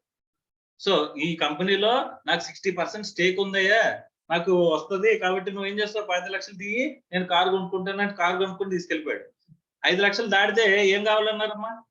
బోర్డ్ ఆఫ్ డైరెక్టర్స్ అప్రూవల్ కావాలని చెప్పేసి అనుకున్నావా? ఆ కంట్రోల్ ని ఓవర్ రైడ్ చేసినాడు ఎవడు? రాసినోడు. ఓకే, కంచె చేను మయ్యడం అంటారు తెలుసా? అంటే చేను అంటే మన పొలం అమ్మ. ఓకే, ఆ పొలంని ఎవరో తినేయకుండా లేకపోతే పశువులు తినేయకుండా చుట్టూ కంచె వేస్తాం, ఆ కంచె తినేసిందంట. ఓకే, అంటే ఏంటి దాని అర్థం? ఇక్కడ ఈ ఇంటర్నల్ కంట్రోల్ పెట్టినోడు డైరెక్టర్, ఆడే వచ్చి ఓవర్ రైడ్ చేస్తున్నాడంట. అప్పుడు తర్వాత ఇది క్యాషియర్ కనుక చూసాడు అనుకో, క్యాషియర్ చూస్తాడు కదా ఖచ్చితంగా, తర్వాత ఏం చేస్తాడు? వాడు చేస్తాడు. ఏంటంటే మేనేజర్ డైరెక్టర్ చేస్తలేదు ఒకటి, నేను చేస్తా ఒకటి అని అడుగుతాడు కదమ్మా. ఓవర్ రైజింగ్ అంటే ఎవరైనా ఓవర్ రైడింగ్ చేయడం కదా. సో అదేంటంటే అలవాటుగా మారిపోయిందంటే కనుక abuse of authority. Next manipulations by management. Manipulation by high level management may not be detected by control system. అమ్మా ఇప్పుడు మనకి కంట్రోల్ పెట్టినోడే కంట్రోల్ ఓవర్ రైడింగ్ ఎలాగో కూడా తెలుసు కదండి. ఆ కంట్రోల్ ఓవర్ రైడ్ చేసింది ఎవరంట? మేనేజ్మెంట్ అని. అప్పుడు ఇంటర్నల్ కంట్రోల్ ఎఫెక్టివ్ గా ఉంటుందా? ఎఫెక్టివ్ గా ఉండదు కదమ్మా. తర్వాత అన్యూజువల్ ట్రాన్సాక్షన్స్ అంటే మనం రిపీటెడ్ ట్రాన్సాక్షన్ అయితే మనం ఇలా చేయాలి ఇలా జరగాలి అని చెప్పేసి అని అనుకుంటాం. ఓకే, సో ఇందాక వచ్చిన బిల్స్ అన్నింటినీ కూడా రికార్డ్ చేసేది, ఇలా రికార్డ్ చేయాలి, ఇలా రికార్డ్ చేయాలి, purchase video, sale video, asset video, liability video, ఇలా రికార్డ్ చేసే ట్రాన్సాక్షన్స్ పెట్టాం. ఓకే, సపోజ్ మన గొడౌన్ లో ఫైర్ యాక్సిడెంట్ జరిగింది, లాస్ అయింది, ఆ లాస్ ఎంట్రీ ఎవడయ్యాలి అని చెప్పేసి అంటే నలుగురులో ఎవరికో తెలియదు, అంతేనా? ఇది రెగ్యులర్ ట్రాన్సాక్షన్ కాదు సార్, మాకు తెలియదు. ఏంటంటే వీడిని ఆల్రెడీ ఒక చెక్ లిస్ట్ గా రెడీ చేసి పెట్టేస్తాం కదా, ఈ పర్టికులర్ ట్రాన్సాక్షన్స్ వస్తేనే అటు రికార్డ్ చేయడం నేర్చుకుంటాడమ్మా, అంతేనా? సో అలాంటప్పుడు కొత్త ట్రాన్సాక్షన్ వస్తే వీడు చేయగలడా? Yes or no? మన internal control system cannot adapt the new transaction or unusual transaction ఏం చేయలేదు, అకామిడేట్ చేయలేదు అమ్మా. అర్థమైందా? Any unusual transaction may not be controlled because control procedures are generally made for దేనికమ్మా usual transactions are repeated transactions కి మాత్రమే. Okay, తర్వాత changes in conditions. Established control procedures may become inadequate in a fast changing environment. So మనం ఏమనుకుంటున్నాము, cashier కి పెట్టామంట regulation. So నువ్వు ఇంతకంటే ఎక్కువ payment అయితే check తీసుకెళ్లి చెక్ మీద పర్టికులర్ పర్సన్ మీద సైన్ చేయించి, ఆ సైన్ చేయించిన పర్సన్ యొక్క చెక్ కి సంబంధించిన డాక్యుమెంట్ అన్ని పెట్టి అప్పుడు నువ్వు బ్యాంక్ కి వెళ్ళి పేమెంట్ చేయించాలి అని చెప్పేసి పెట్టామంట. ఇప్పుడు అంతా నెఫ్ట్ ఆర్టీజీఎస్ యుగంలో ఇంకా చెక్ బుక్ ప్రొసీజర్ అనేది కుదురుతుందమ్మా. అంటే కంట్రోల్ ఎన్విరాన్మెంట్ అనేది మనకి ఇక్కడ చేంజెస్ ఇన్ కండిషన్స్ జరిగినప్పుడు కంట్రోల్ ఎన్విరాన్మెంట్ ఏముంటది, రిజిడ్ గానీ చాలా కాంప్లెక్స్ గానే ఉంటుంది కదమ్మా. అలాంటప్పుడు ఫాలో అవుతారా? సో అందరూ కస్టమర్లు ఏమడుగుతారమ్మా, నెఫ్ట్ కొట్టండి, ఆర్టీజీఎస్ కొట్టండి అని అడుగుతారు. ఇమీడియట్ పేమెంట్ కావాలి అంటాడు. లేదు మా పాలసీ ప్రకారం మేము చెక్ రాసిస్తామని అన్నాం అనుకోమ్మా, మనతో ట్రాన్సాక్షన్ చేస్తారా? మన కంట్రోల్ సిస్టమే మనకి మళ్ళీ ఏం జరుగుతుంది, తిరిగి మనల్ని కాటేస్తుందమ్మా. ఎస్ సార్ నో, రివర్స్ అయ్యే అవకాశం ఉంది కదమ్మా. సో ఇవన్నీ కూడా ఏంటంట ఇన్హరెంట్ లిమిటేషన్స్. కంట్రోల్ అంటే ఎంత బాగుందో ఫస్ట్ చూపించాను, తర్వాత ఇవన్నీ కూడా లిమిటేషన్సే కదమ్మా. ఏమున్నాయి, కాస్ట్ ఎఫెక్టివ్నెస్, తర్వాత human error, pollution of employees, abusive of authority, manipulations by management, unusual transactions, తర్వాత చేంజెస్ ఇన్ కండిషన్స్. ఇవన్నీ కూడా inherent limitations of internal control. Internal control effective గా ఎందుకు రన్ అవ్వట్లేదంటే ఇవన్నీ కారణాలు. అర్థమవుతుందా? నెక్స్ట్ అమ్మ, ఇక్కడ కంట్రోల్ రిస్క్ అని ఉంది, కానీ రిస్క్స్ గురించి తర్వాత టోటల్ గా మాట్లాడుకుందాం. కంట్రోల్ రిస్క్ అంటే ఏం లేదమ్మా, కంట్రోల్ లేకపోవడం వల్ల అరైజ్ అయ్యే రిస్క్ కాదు, కంట్రోల్ డిటెక్ట్ చేయలేకపోతుంది రిస్క్ ని. అర్థమవుతుందా? సో కంట్రోల్ అంటే ఇన్హరెంట్ రిస్క్ అంటే ఏంటి, నో కంట్రోల్. కంట్రోల్ లేని రిస్క్ ని ఇన్హరెంట్ కంట్రోల్, మార్నింగ్ చెప్పుకున్నాం కదా. సో తర్వాత ఏంటి, ఇప్పుడు ఏమంటున్నాడమ్మా, కంట్రోల్ రిస్క్ అంటే ఏంటి, కంట్రోల్ డిటెక్ట్ చేయలేకపోతుందంట. అలాంటి రిస్క్ ఏమంటాం, కంట్రోల్ రిస్క్ అని చెప్పేసి మాట్లాడు. దీని గురించి మనం తర్వాత మాట్లాడుకుందాం. Okay, accounting and financial controls helps in. మా అకౌంటింగ్ అండ్ ఫైనాన్షియల్ కంట్రోల్స్ ఎక్కడెక్కడ హెల్ప్ అవుతాయి అని చెప్పేసి అంటే ఇవన్నీ మాట్లాడుకున్నాయన్న, జస్ట్ ఒకసారి చూడండి అంతే.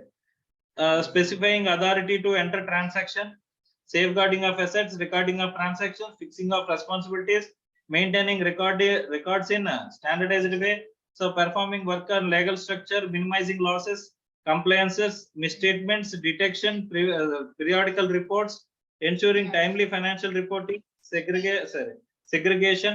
ఇవన్నీ కూడా ఏంటి, single person can't have access. ఇవన్నీ కూడా అన్నమాట. ఇవన్నీ కూడా internal check, cut off procedures, proper documentation, ఇవన్నీ కూడా ఏంటి అంటే మనకి ఎక్కడెక్కడ ఈ అకౌంటింగ్ అండ్ ఫైనాన్షియల్ కంట్రోల్స్ అనేవి ఎక్కడ ఉపయోగపడతాయి అని చెప్పేసానంటే ఇవన్నీ ఆస్పెక్ట్స్ అన్నమాట. అర్థమైందా? మా ఇంటర్నల్ కంట్రోల్స్ ని ఆడిటర్ ఏం చేస్తాడు, తయారు చేస్తాడు కదా. Management and those charged with governance are responsible for designing, implementing, maintaining. ఓకేనా? ఓకే, మరి మన ఇంటర్నల్ ఆడిటర్ ఏం చేస్తాడు, ఇంటర్నల్ కంట్రోల్స్ ఎఫెక్టివ్ గా ఉన్నాయా లేదా, ఎగ్జిస్టెన్స్ లో ఉన్నాయా లేదా. మనం 3 మాట్లాడుకున్నాం చూడండి, ఎగ్జిస్టెన్స్, ఆపరేటింగ్ ఎఫెక్టివ్నెస్, తర్వాత కంటిన్యూటీ ఉన్నాయా లేదా అని చెప్పేసి మనం చూస్తామంటే ఇంటర్నల్ కంట్రోల్స్ విషయం. ఏ ప్రొసీజర్స్ అప్లై చేసి చూస్తాం, కంప్లైన్స్ ప్రొసీజర్సే కదమ్మా. So review of internal controls. Review of internal controls refers to examination and evaluation of internal control system of the client. ఏవైతే ఇంటర్నల్ కంట్రోల్ సిస్టమ్ ని మెయింటైన్ చేస్తాడో ఎవరు, మేనేజ్మెంట్, దాన్ని మనం ఏం చేస్తాం, జస్ట్ రివ్యూ చేస్తాం. ఎందుకు రివ్యూ చేస్తాము, సబ్స్టాంటివ్ ప్రొసీజర్స్ ఎన్ని అప్లై చేయాలని తెలుసుకోవడానికే కదమ్మా. ఎంత వరకు సబ్స్టాంటివ్ ప్రొసీజర్స్ అనేవి అప్లై చేయాలో తెలుసుకోవడానికే కదా. ఇంటర్నల్ కంట్రోల్ ఎఫెక్టివ్ గా ఉందనుకోమ్మా, మన సబ్స్టాంటివ్ ప్రొసీజర్స్ తగ్గించేసుకోవచ్చు కదా. సో అడ్వాంటేజెస్ ఆఫ్ రివ్యూ అని చెప్పేసి అని అంటాడు. ఏమున్నాయి చూడండి, internal control system is adequate and ఏమంటున్నాడమ్మా, ఆపరేటింగ్ ఎఫెక్టివ్లీ. అడిక్వేట్ గా సరిపోయిందా లేదా, అండ్ ఎఫెక్టివ్ గా వర్క్ అవుతుందా లేదా చెక్ చేయాలంటే ఏం కావాలి, రివ్యూ కావాలి కదా. తర్వాత మేనేజ్మెంట్ ప్లేస్ చేసింది, కానీ అది ఎఫెక్టివ్ గా ఎఫిషియెంట్ గా ఉందా లేదా అని చెప్పేసి ఎవరు చెక్ చేస్తే తెలుస్తుంది, ఆడిటర్ చెక్ చేస్తేనే కదమ్మా తెలుస్తుంది. తర్వాత is it able to prevent detect correct material misstatements? Material misstatements ని ప్రివెంట్ చేయగలుగుతుందా, డిటెక్ట్ చేయగలుగుతుందా, కరెక్ట్ చేయగలుగుతుందా అనేది ఎప్పుడు తెలుస్తుంది? రివ్యూ చేస్తానే కదమ్మా. ఆడిట్ మా కంట్రోల్ ప్లేస్ చేయడం వేరు, దాన్ని ఎఫెక్టివ్ గా వర్క్ అవుతుందా లేదా చెక్ చేయడం వేరు. చెక్ చేయాల్సింది ఎవరంట? ఆడిటర్. అర్థం అవుతుందా? First of all check maintain చేయాల్సిన బాధ్యత కూడా మేనేజ్మెంట్ దే, కానీ ఆడిటర్ చేయాల్సిన డ్యూటీస్ ఏంటంటే కనుక అక్కడ ఎగ్జిస్టెన్స్ ఉన్నదా లేదా, అడిక్వేట్ గా సరిపోతుందా సరిపోవట్లేదా, అది ఎఫెక్టివ్ గా ఉందా లేదా, తర్వాత prevention and detection and correction of material misstatements చేస్తుందా చేయట్లేదా, తర్వాత proper safeguarding of assets చేస్తుందా లేదా, ensure correct recording of transaction జరుగుతుందా లేదా, reports and certificates provided by management are reliable గా ఉన్నాయా లేదా, internal controls are weak or excessive in particular area, effective internal audit department is in operation, suggestions can be given by management to improve internal control system. మనం review చేసామనుకో management కి suggestions ఇవ్వచ్చా? Yes or no? ఏంటి బాబు ఇక్కడ మార్చుకో, ఇక్కడ మార్చుకోక, ఇక్కడ బాగుంది, ఇక్కడ బాగాలేదు, ఇక్కడ వీక్నెస్ ఉంది, ఇక్కడ వీక్నెస్ లేదు అని చెప్పి మనం ఒపీనియన్ ఇవ్వచ్చు కదమ్మా దానికోసం. అలాగే audit procedures and techniques to need to be changed from planned once. మనం ఆల్రెడీ ప్లాన్ చేస్తాం, ఫస్ట్ ప్లాన్ చేసి ముందే మనం ఏం చేసుకున్నాం, ఏ ప్రొసీజర్స్ అప్లై చేయాలి ఏంటని ముందే రాసేసుకున్నాం ప్లానింగ్ స్టేజ్ లోనే. Nature, timing and extent of audit procedures ముందే రాసుకున్నాం. తర్వాత ఇంటర్నల్ కంట్రోల్ రివ్యూ సిస్టమ్ ని రివ్యూ చేసిన తర్వాత మనకి ఏమైందంటే ఇక్కడ ఇంత టైం స్పెండ్ చేయక్కర్లేదు, లేదా ఇక్కడ ఇంత టైం స్పెండ్ చేయాలి, ఎక్కువ స్పెండ్ చేయాలని అనిపించింది అనుకో, మన ప్రొసీజర్స్ ని మార్చుకోవడానికి కూడా మన రివ్యూ ఉపయోగపడుతుంది కదమ్మా. సో ఎక్కడెక్కడ మన రివ్యూ ఉపయోగపడుతుంది అని చెప్పేసి అని అంటున్నాడంటే, first of all internal control adequate గా ఉందా లేదా చూడడానికి, తర్వాత అది ఎఫెక్టివ్ గా ఆపరేషన్ ఎఫెక్టివ్లీ గా ఉందా లేదా, ఎఫెక్టివ్ గా ఆపరేట్ అవుతుందా లేదా, తర్వాత internal control system prevention, detection and correction of misstatements చేయగలుగుతుందా లేదా, తర్వాత సేఫ్ గార్డింగ్ అసెట్స్ చేయగలుగుతుందా లేదా, తర్వాత రికార్డింగ్ కరెక్ట్ ట్రాన్సాక్షన్స్ రికార్డ్ చేయగలుగుతుందా లేదా, తర్వాత ఎక్కడైనా వీక్నెసెస్ ఉన్నాయా లేదా చూడడానికి, తర్వాత మేనేజ్మెంట్ ఇచ్చిన రిప్రజెంటేషన్ కరెక్ట్ గా ఉన్నదా లేదా అని చెప్పేసి చెక్ చేయడానికి, తర్వాత మనం ఏదైనా సజెస్ట్ చేయాలంటే కనుక దానికి కూడా మన రివ్యూ ఉపయోగపడుతుంది కదమ్మా. రైట్. సో ఎక్కడైనా సరే మనం ప్లాన్డ్ థింగ్స్ ఉంటాయి కదా, వాటిని మార్చుకోవాలన్నది లేదా అనేది కూడా మనకి తెలుసుకోవడం కోసం ఇంటర్నల్ కంట్రోల్స్ రివ్యూ అనేది ఉపయోగపడుతుంది. ఎవరికి? ఆడిటర్ కి. ఏ ఆడిటర్ కమ్మా? External auditor. ఎవరమ్మా? Statutory auditor or external auditor. అర్థమైందా? ఇక్కడ ఇంటర్నల్ ఆడిట్ అనే సిస్టమ్ ఉందా లేదా, అది ఎఫెక్టివ్ గా ఉందా లేదా కూడా చూడొచ్చు, అది కూడా రివ్యూలోనే తెలుస్తుంది. Internal audit system is also part of internal control. Yes or no? అమ్మా ఈ రివ్యూ చేయాలనుకో మనకు ఉండే మెథడ్స్ అడుగుతున్నాడు అమ్మా. ఎన్ని మెథడ్స్ ఉన్నాయి to review internal control system? ఏమేమి చెప్తున్నాడమ్మా? Narrative record, check list, internal control questionnaire, flow chart. అలా 4 ఆస్పెక్ట్స్ ఉన్నాయంట. ఏంటి? టూల్స్. మనం రివ్యూ చేస్తే అడ్వాంటేజెస్ చూసామమ్మా. మనం ఏం చూసాం? ఇవన్నీ కూడా రివ్యూ చేస్తే అడ్వాంటేజెస్. కానీ రివ్యూ ఎలా చేస్తాం? రివ్యూ చేయడానికి మన దగ్గర ఉన్న టూల్స్ ఏంటి అని చెప్పేసానంటే, ఒకటి narrative record, 2 check list, questionnaire, internal control questionnaire, flow chart. ఇలా 4 ఆస్పెక్ట్స్ ఉన్నాయంట. ఒక్కొక్కటి చూద్దామా? వాట్ ఈస్ నరేటివ్ రికార్డ్ అంటే ఇంటర్నల్ కంట్రోల్ మాన్యువల్ అని ఉంటుందమ్మా. ఇప్పుడు మేనేజ్మెంట్ ఎన్నని గుర్తుపెట్టుకుంటుంది? ప్రతి ఆస్పెక్ట్ లోని ఇంటర్నల్ కంట్రోల్స్ ని ప్లేస్ చేస్తుందమ్మా. వాటి డాక్యుమెంటేషన్ కూడా మెయింటైన్ చేస్తుందంట. What you call it as internal control manual. Okay. ఇప్పుడు ఎంప్లాయీస్ అందరూ పర్మనెంట్ గా ఉండిపోతారా మన దగ్గర, మన కంపెనీలో? ఒకడు ఆడు జాబ్ మానేసి వెళ్ళిపోయాడమ్మా, అప్పుడు అదే ప్లేస్ లో ఇంకొకరిని రీప్లేస్ చేస్తాం చేయమా? మరి వాడు చేయాల్సిన డ్యూటీస్ ఏంటి అని చెప్పేసి జాబ్ రోల్ ఉంటుందా లేదమ్మా? What are the job sheet ఉంటుందా లేదా? ఆ జాబ్ షీట్ లో ఏ ఆస్పెక్ట్స్ వాడు చేయాల్సిన అవసరం అనేది ఉంటుంది అని చెప్పేసి ఆ జాబ్ షీట్ ప్రిపేర్ చేయాలండి. ఏంటంటే ఆ జాబ్ షీట్ ప్రిపేర్ చేస్తే పెట్టారు ఇంటర్నల్ కంట్రోల్ సిస్టమ్ లోని. అప్పుడు ఒకటి పోయినా సరే ఇంకోటి రీప్లేస్ అయిపోతే వెంటనే ఇమీడియట్ గా చెక్ లిస్ట్ చూసుకుని ఏమేమి చేయాలో చూసుకుని చేసుకోవచ్చా లేదమ్మా? అలాంటి డాక్యుమెంట్ ఒకటి ప్రిపేర్ చేసి పెడతారంట. దాన్ని ఇంటర్నల్ కంట్రోల్ మాన్యువల్ అంటారు. ఏమంటారు? Internal control manual. ఓకే. ఇప్పుడు మనం ఇంటర్నల్ కంట్రోల్ ఎఫెక్టివ్ గా ఉందా లేదా అని చెప్పేసి చెక్ చేయాలనుకో, నిజంగా పూర్తిగా ఇంటర్నల్ కంట్రోల్ అంతా మనం వెళ్ళి అబ్జర్వ్ చేయాల్సిన, రివ్యూ చేయాల్సిన అవసరం ఉందా? ఈ కంట్రోల్ డాక్యుమెంట్ ఉంటుందా? ఇంటర్నల్ కంట్రోల్ మాన్యువల్ ఉంటుందా? ఆ మాన్యువల్ తీసుకుని స్టార్టింగ్ నుంచి ఫ్లో ఆఫ్ ట్రాన్సాక్షన్స్ చూసుకుంటూ వెళ్ళామనుకోమ్మా, ఇది ఇక్కడ ఈ ట్రాన్సాక్షన్ ఇక్కడ స్టార్ట్ అయ్యి ఇక్కడ ఎండ్ అయింది. ఈ ఎంట్రీ అంతటికి కూడా ఒక ఫ్లో ఆఫ్ ప్రొసీజర్ అనేది ఉంది అని చెప్పేసి by looking in to the internal control manual మనం అరైవ్ అవ్వచ్చా లేదమ్మా? అంటే రివ్యూ చేస్తున్నట్టే కదా ఇక్కడ కూడా, అవునా కదా? ఇంటర్నల్ కంట్రోల్ రివ్యూ చేసినట్ట చేయనట్ట? మరి ఇంటర్నల్ కంట్రోల్ రివ్యూ చేయడానికి వన్ ఆఫ్ ది టూల్ ఏంటి మనకి? నరేటివ్ రికార్డే కదమ్మా. అంటే డైరెక్ట్ గా ఉన్న డాక్యుమెంట్ మనం వెరిఫై చేస్తున్నాం అనుకోమ్మా, అప్పుడు ఏమవుద్ది? ఇంటర్నల్ కంట్రోల్ ఎఫెక్టివ్ గా ఉందా లేదా అని చెప్పేసి మనకు ఒక పిక్చర్ వస్తుందా లేదా? అంటే వన్ ఆఫ్ ది టూలా కాదా? Sir no, right. చూడండి meaning, complete and exhaustive detailed system as found in operation by the auditor. So for stock control example, for stock control evaluation, it contains documents prepared, employees discharged, various duties, various stages of the stock movements, etc. ఇవన్నీ కూడా మనం ఒక chart కింద ఇస్తారమ్మా, లేకపోతే ఒక flow of document కింద ఇస్తారు. ఆ డాక్యుమెంట్ లో చూసుకుంటూ ఓకే వీడి దగ్గర నుంచి వీడికి వెళ్ళాలి, వీడి దగ్గర నుంచి వీడికి వెళ్ళాలి, వీడి దగ్గర నుంచి వీడికి వెళ్ళాలి అంటే కంట్రోల్ అనేది ఎక్కడెక్కడ ఏమేమి చేస్తున్నారు కూడా రాసేస్తున్నారు.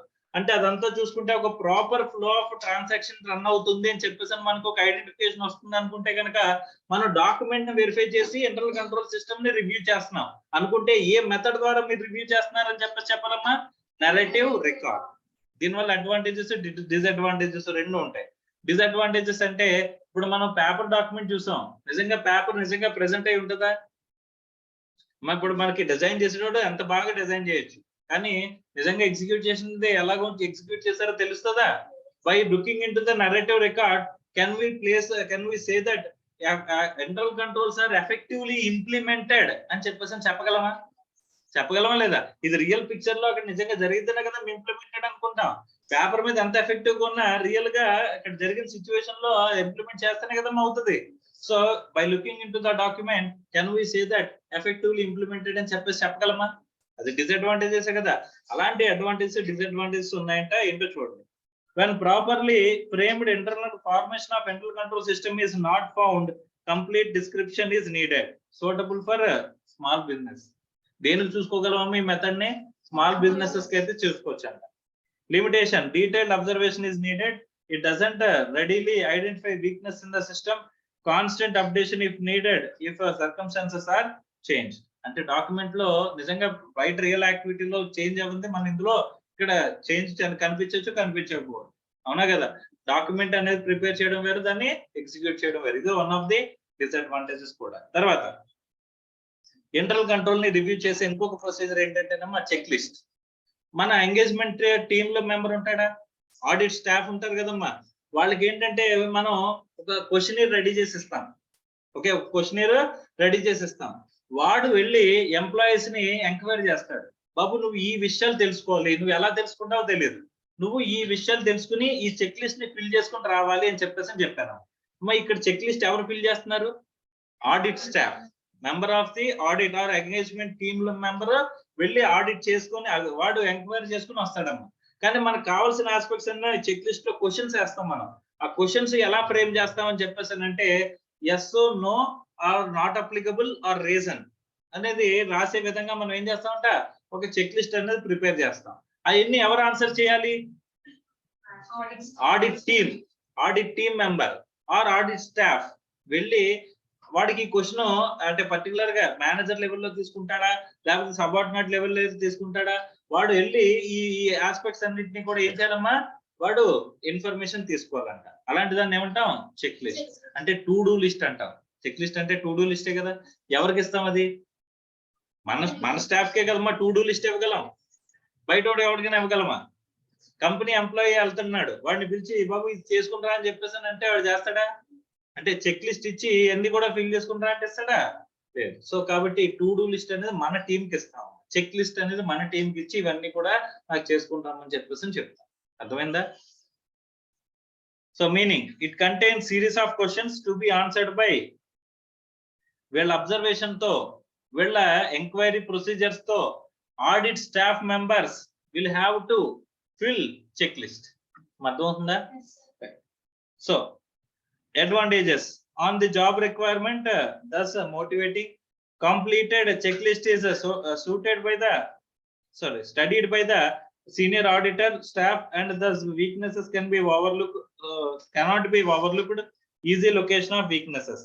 మరి దీన్ని వీడి చెక్ లిస్ట్ ని ప్రిపేర్ చేసేది ఒకడు, రివ్యూ చేసేది ఇంకొకడు. కాబట్టి మనకి ఎఫెక్టివ్ గా ఉంటుందా లేదా? లిమిటేషన్స్ ఏంటి చూడండి. Requires intelligence to prepare the proper check list. Check list తయారు చేయాలంటేనే చాలా కష్టం, అవునా? తర్వాత time consuming and client can manipulate when responding to questions of the raised by audit staff. Audit staff అడ్లీ అడుగుతున్నారు అనుకున్నా, అక్కడ ఉందో లేదో తెలియదు కానీ ఉందని చెప్పేస్తాడు, అవునా? అదొక ప్రాబ్లం ఉంది కదా. తర్వాత రివ్యూ సిస్టమ్ లో ఇంకొక మెథడ్ ఏంటంటే క్వశ్చనీర్. సో క్వశ్చనీర్ అనేది ఎవరు ఫిల్ చేస్తారంటే మన క్లయింట్ అన్న. ఎవరు? క్లయింట్ మనకి మనం క్వశ్చన్ తయారు చేసేస్తాం, క్వశ్చనీర్ తయారు చేసేసి ఎవరికి ఇచ్చేస్తాం? క్లయింట్ కి ఇస్తాం, వాడు ఆన్సర్ చేసేవాళ్ళు మనం. ఓకేనా? So comprehensive series of questions on each aspect of internal control prepared by auditor and filled by the clients employees. Okay, so ఇక్కడ do you keep invoice pre numbered అని చెప్పేసి అని అన్నాం. అంటే క్వశ్చన్ వేసాడు, అప్పుడు ఎంప్లాయీ ఏం చేస్తాడమ్మా? వాడు ఆన్సర్ చేస్తాడు, ఎస్ ఓ నో అని చెప్పేసి ఆన్సర్ చేస్తాడు కదమ్మా. జనరల్ గా ఇక్కడ ఇచ్చేది అయితే ఎస్ ఓ నో క్వశ్చన్లు ఇస్తారమ్మా. ఎక్కువ వాళ్ళని ఇబ్బంది పెట్టరు, ఎస్ ఓ నో క్వశ్చన్స్ అనేవి ఇక్కడ ఇస్తారనమాట. ఓకే, తర్వాత advantages. Detailed questionnaire does no important aspect is overlooked.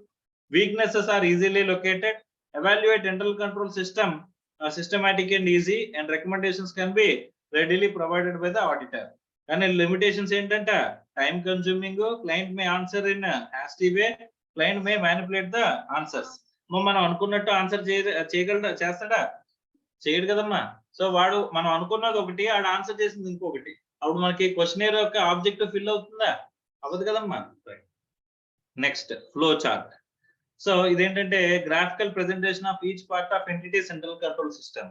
వీడు అక్కడ ఇంటర్నల్ కంట్రోల్ డాక్యుమెంట్ ని బేస్ చేసుకుని కానీ, అబ్జర్వేషన్ ని బేస్ చేసుకుని కానీ వీడు ఫ్లో డయాగ్రామ్ గీస్తాడంట. ఫ్లో చార్ట్ ఐడియా ఉంది కదమ్మా. ప్రాసెస్ స్టార్ట్ నుంచి ఎండ్ వరకు టోటల్ గా ఎక్కడెక్కడి నుంచి మూవ్మెంట్ వస్తుందని చెప్పేసి మనం ఏం చేస్తామమ్మా? వెరిఫై చేసుకుంటూ ఒక డయాగ్రామ్ గీసుకుంటాం. ఆ డయాగ్రామ్ గీసుకుంటే గ్రాఫికల్ ప్రెజెంటేషన్ అంట. Graphical presentation of the total transaction గీసుకుంటే కనుక టోటల్ ఫ్లో అనేది తెలుసా తెలీదమ్మా? Advantages. Concise presentation, easy understandable, give bird's eye view of the complete system. Bird's eye view అంటే బర్డ్స్ ఐ వ్యూ. ఇప్పుడు పక్షి గాల్లో ఎగురుతూ పైనుంచి చూస్తుంది అనుకోమ్మా, సో టోటల్ గా ఓవర్ వ్యూ అంతా తెలుస్తుంది కదా, ఒక సింగిల్ ఆస్పెక్ట్ కాకుండా. దాన్నే బర్డ్స్ ఐ వ్యూ అని చెప్పేసి అంటారు. Overall total outlook. Okay. Limitations. Time consuming preparation of the such a flow chart in concise and yet to showing the very important aspects of internal control. Weakness can't be readily located. మా flow chart గీగానే మనకి ఎన్ని తెలిసిపోతాయా? తెలియవు కదమ్మా. Sir తర్వాత internal control questionnaire కి, internal control evaluation కి. Internal control questionnaire అంటే మనకు తెలుసు కదమ్మా, ఆల్రెడీ మాట్లాడుకున్నాం కదా. తర్వాత ఇంటర్నల్ కంట్రోల్ ఎవాల్యుయేషన్ గురించి మాట్లాడుకుందాం. Internal control evaluation on the other hand attempts to identify significance of those weaknesses which have been listed in internal control questionnaire. అమ్మా ఇదేంటిది? ఇంటర్నల్ కంట్రోల్ ఎవాల్యుయేషన్ అనేది ఏం చేస్తుందంట?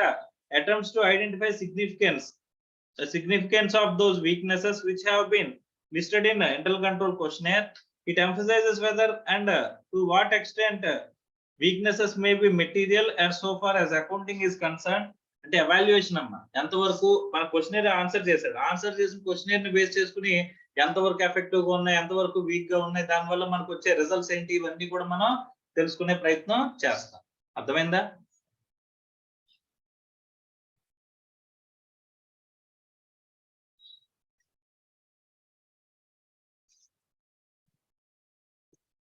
నెక్స్ట్ ఒక ప్రాసెస్, ఒక ఆస్పెక్ట్ అనుకోండి. దీన్ని ఎగ్జామినేషన్ ఇన్ డెప్త్ అని కానీ, వాక్ త్రూ టెస్ట్ అని కానీ అంటారు.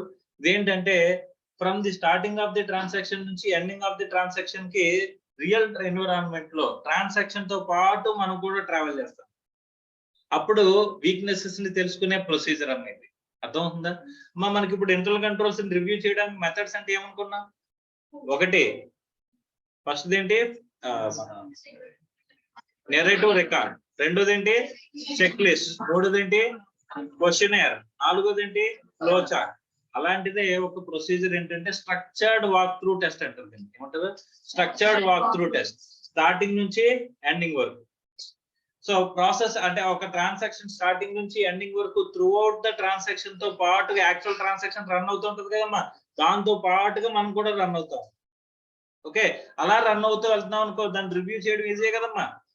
సో అలా రివ్యూ చేసే ప్రొసీజర్ ఏమంటే examination in depth or walk through test అంటున్నాడు. Structured walk through test meaning ఏంటి చూడండి. Checking a few transactions from the beginning to end, starting నుంచి ఎండింగ్ వరకు చూడడాన్ని ట్రాన్సాక్షన్స్ ని మనం ఏమంటామా, structured walk through test.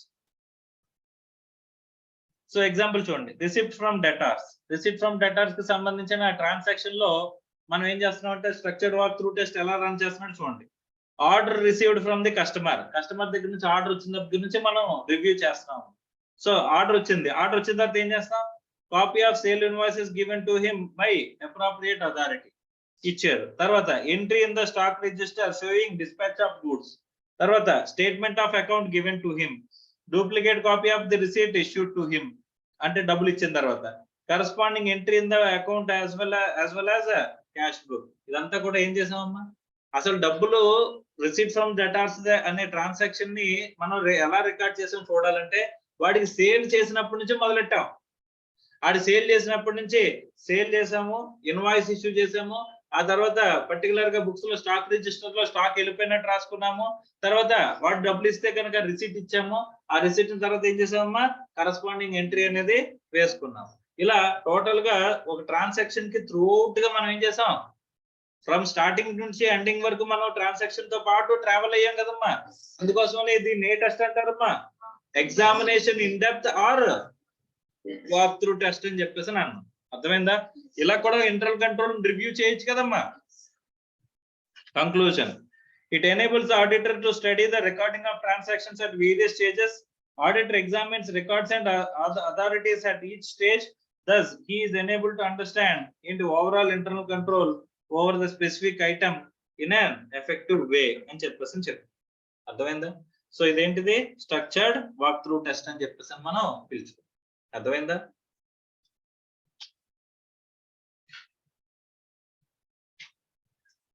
Next, internal control system లో one of the aspect internal check system అంటాం.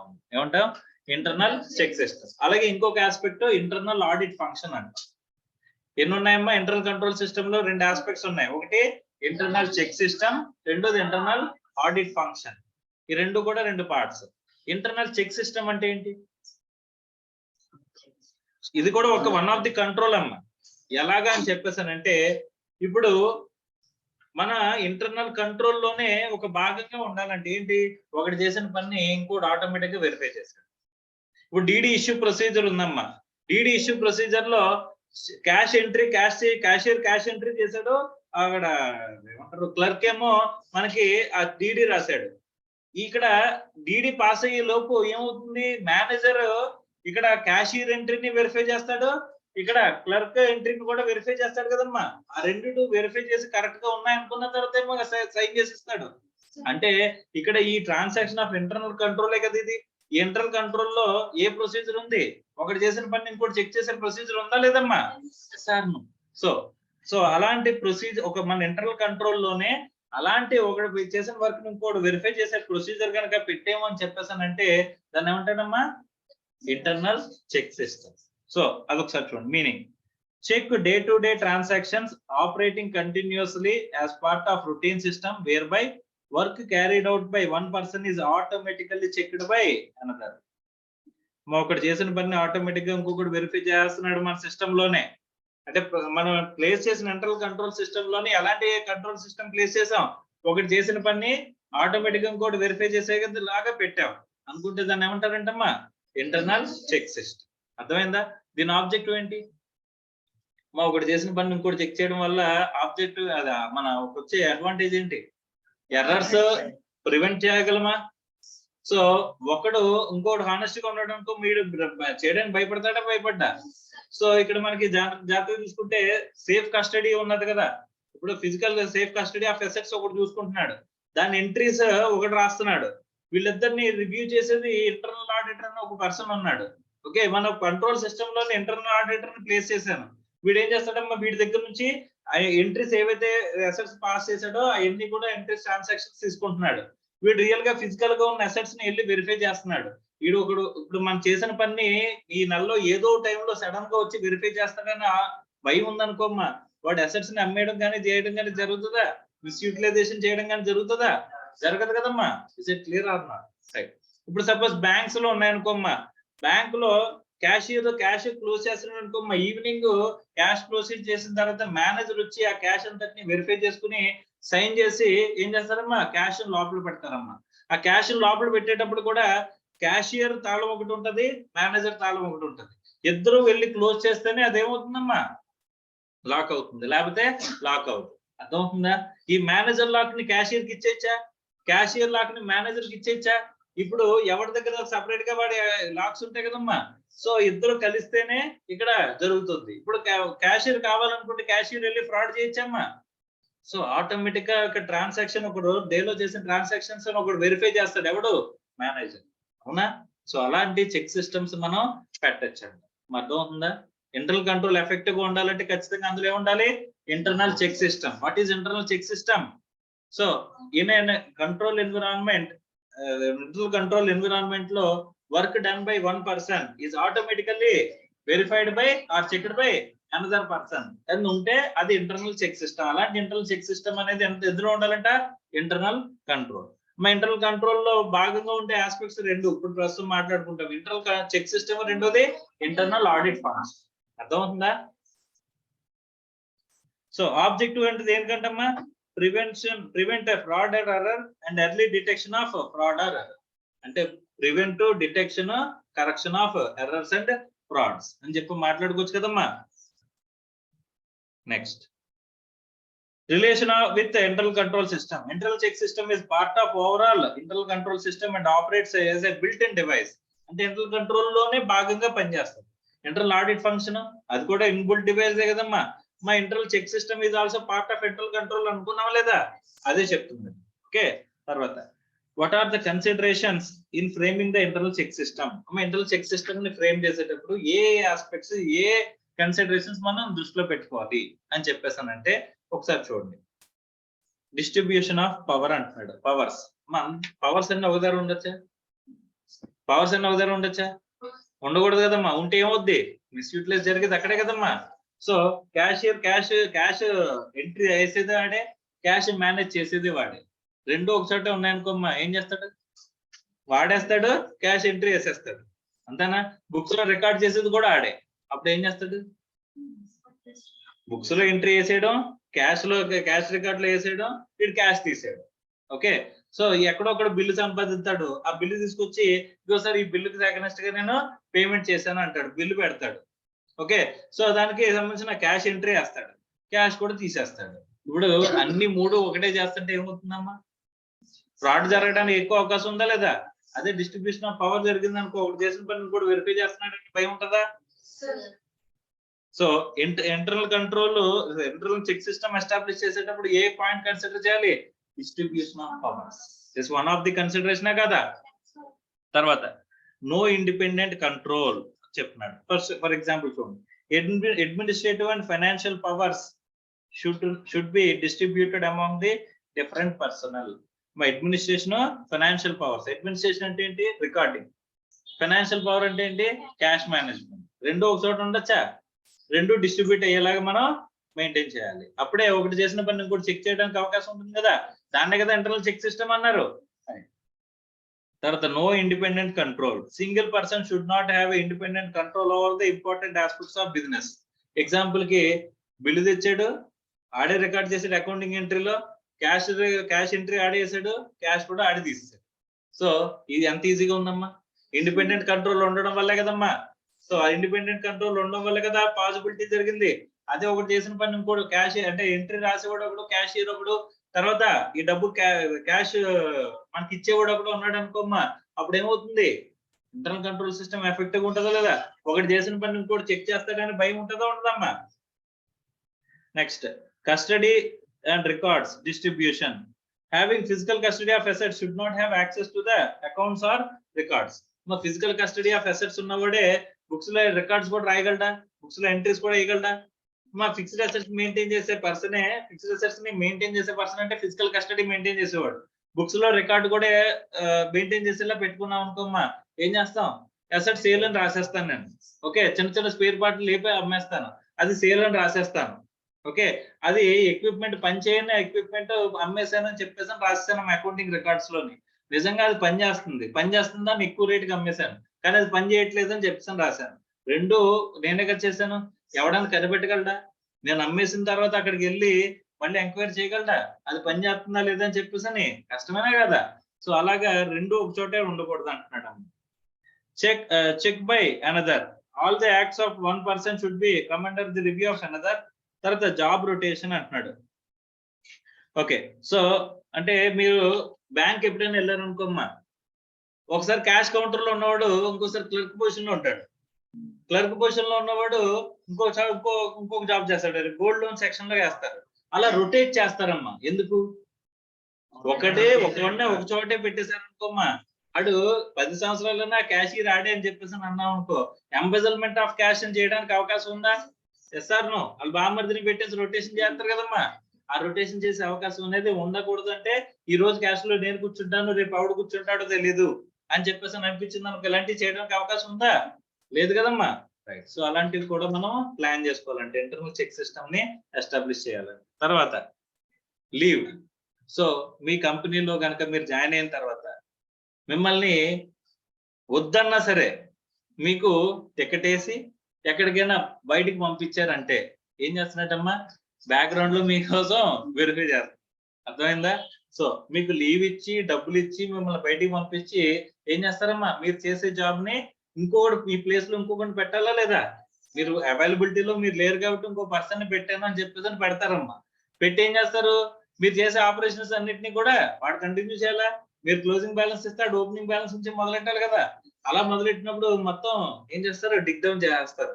మీరు హ్యాపీగా వెకేషన్ నుంచి వస్తారు, వచ్చి రాగానే మీకు ఎంత ఇచ్చారో దానికి డబుల్ ట్రిపుల్ లాగేస్తుంటారు. ఓకే, ఎందుకు? ఆ లీవ్ పాలసీ కూడా అలాగే ప్లాన్ చేస్తారు. ఎందుకు? Every person should be encouraged to go on leave at least once in a year. Fraud done by employee can be detected easily when he is absent. So company కనుక మిమ్మల్ని ఏం చేసింది, leave ఇచ్చి డబ్బులు ఇచ్చి పంపిస్తుందంటే ఫస్ట్ మీరు ఎవరు? Auditors. What need to have professional scepticism, అంటే questioning mind. So questioning mind ఉండాలి. అమ్మో ఈడెందుకో పంపిస్తున్నాడు నన్ను బయటికి, అంటే ఈడేదో చేస్తున్నాడు అని చెప్పేసి మనం వచ్చేయాలమ్మా కంక్లూజన్ కి. అర్థమైందా? నిజంగా ఫ్రాడ్ చేస్తే ఏం చేయాలి? అక్కడి నుంచే ఇంకో కంపెనీ జాబ్ వెతుక్కోవడం బెటర్. అర్థమైందా? ఫ్రాడ్ చేయకపోతే ఓకే, ఫ్రాడ్ చేస్తే మాత్రం ఇంకో కంపెనీ జాబ్ వెతుక్కోవడమే. ఎందుకంటే టైం వేస్ట్ అవ్వకుండా. అంతే కదా, ఈ లోపల మనం వెళ్ళి వచ్చేసరికి మనం తీసేస్తాడు. Okay, budgetary control.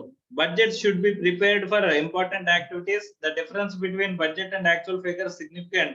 It should be inquired into. తర్వాత అకౌంటింగ్ కంట్రోల్ అంటాడు. మా బడ్జెటింగ్ కంట్రోల్ గురించి మాట్లాడుకున్నాం. ముందు మనం బడ్జెట్స్ ప్రిపేర్ చేసుకుంటాం, యాక్చువల్స్ దాని నుంచి ఎంత డీవియేట్ అయ్యో చూసుకుంటా ఉంటాం. ఓకేనా? అంటే చెకింగ్ సిస్టమ్ కింద కదా ఇది కూడా. తర్వాత accounting control. For each important asset accounting control should be also be periodically examined. Important aspects ని, మెటీరియల్ ఐటమ్స్ ని ఐడెంటిఫై చేసుకుని ఎప్పటికప్పుడు వాటి అకౌంటింగ్ ని వెరిఫై చేసుకుంటా ఉండాలంట, కరెక్ట్ గా జరుగుతుందా లేదా. Stock control, cash control, updation of procedures, ఇవన్నీ కూడా కంట్రోల్ అంటే అవి ఎప్పటికప్పుడు రివ్యూ చేసుకోవడం. అర్థమైందా? సో ఇవన్నీ కూడా మనం దృష్టిలో పెట్టుకోవాలంట ఎప్పుడు ఇంటర్నల్ చెక్ సిస్టమ్ ని మనం ఎస్టాబ్లిష్ చేయాలి అని చెప్పేసి అనుకుంటే కదా. అర్థమవుతుందా? ఇంటర్నల్ చెక్ సిస్టమ్ అంటే ఏంటి? In internal control environment the work done by one person is automatically verified by another person. అంటే ఒక ఇదేంటి part of internal control system. అలాంటి ఇంటర్నల్ చెక్ సిస్టమ్ ని నువ్వు ఎస్టాబ్లిష్ చేయాలంటే ఇవన్నీ కన్సిడరేషన్స్ లో తీసుకుని అప్పుడు ఇంటర్నల్ చెక్ సిస్టమ్ ని నువ్వు ఎస్టాబ్లిష్ చేయాలని చెప్పేసి అని చెప్తున్నారు. అర్థమైందా? నెక్స్ట్ తర్వాత మా ఆడిట్ రిస్క్ అంటే ఆడిట్ రిస్క్ అండ్ కాంపోనెంట్స్ అంటున్నాడు. ఎన్ని రకాల రిస్క్ ఉంటాయని చెప్పేసి అనుకున్నామా మనం? మా రిస్క్స్ ఎన్ని రకాలు?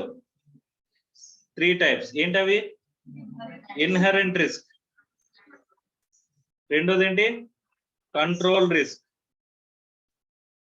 మూడోది ఏంటి? డిటెక్షన్ రిస్క్ అంతేనా. ఫస్ట్ ఇన్హెరెంట్ రిస్క్ అంటే అది మనకేంటంటే బిజినెస్ రిస్క్ అమ్మ. ఓకే, సో ఇక్కడ కంట్రోలే లేని సిచ్యువేషన్, అక్కడ కంట్రోల్ ప్లేస్ చేయకపోతే కనుక వచ్చే రిస్క్ ని as no control exist. Okay, మరి కంట్రోల్ రిస్క్ అంటే ద రిస్క్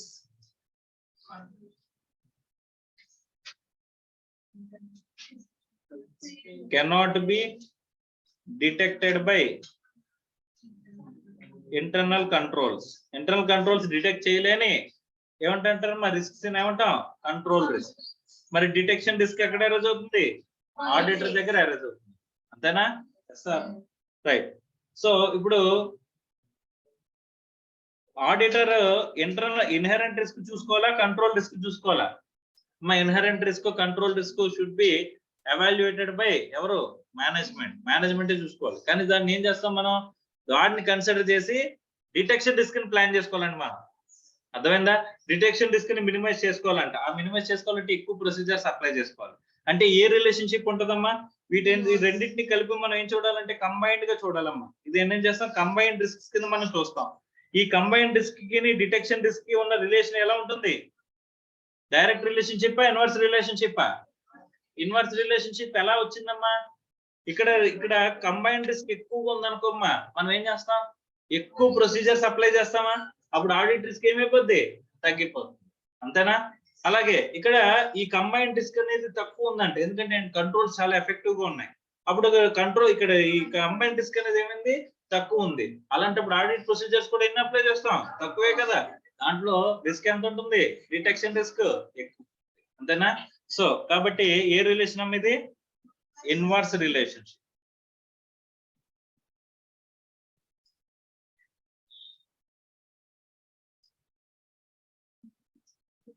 సో ఫస్ట్ ఒకసారి చూద్దామమ్మా. Audit risk is the risk that auditor may give an inappropriate opinion when the financial statements are materially misstated. Financial statements material గా mistake అయినాయి, కానీ మనం ఇచ్చిన opinion ఏంటి, అన్క్వాలిఫైడ్ ఒపీనియన్. అంటే ఇచ్చామంటే దేని వల్ల ఏమవుతుందమ్మా, ఆడిట్ రిస్క్ అరైజ్ అయినట్టే కదా. అంటే ఇవ్వాల్సిన ఒపీనియన్ ని డీవియేట్ అయితే డీవియేషన్ ఏమంటాం, ఆడిట్ రిస్క్, అంతేనా కదా. ఆడిట్ రిస్క్ ఎన్ని రకాలుగా వచ్చే అవకాశం ఉందంటే, ఇన్హెరెంట్ రిస్క్ వల్ల, కంట్రోల్ రిస్క్ వల్ల, డిటెక్షన్ రిస్క్ వల్ల. Okay, audit risk has 3 components, inherent risk, control risk, detection risk. అందులో inherent risk meaning inherent risk is the susceptibility of account balance or class of transactions to a material misstatement, assuming that there is no internal controls. మా internal controls లేకపోవడం వల్ల arise అయ్యే risk ఏమంటాం, inherent risk అని చెప్పేసి అని అంటాం.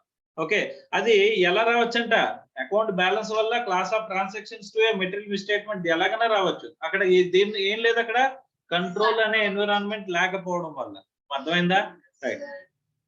ఈ రిస్క్ అనేది మనకి ఓవరాల్ ఫైనాన్షియల్ స్టేట్మెంట్ లెవెల్లో అరైజ్ అవ్వచ్చు, లేదా ఒక మనకి ఏమంటారు కాంపోనెంట్ ఆఫ్ ఫైనాన్షియల్ స్టేట్మెంట్ లెవెల్లో ఎంటర్ అవ్వచ్చు, account balance or account transaction లెవెల్లో అరైజ్ అవ్వచ్చు అన్న. అర్థమైందా. Is it clear or not. Factors affecting inherent risk at financial statement level or account balance or transaction level.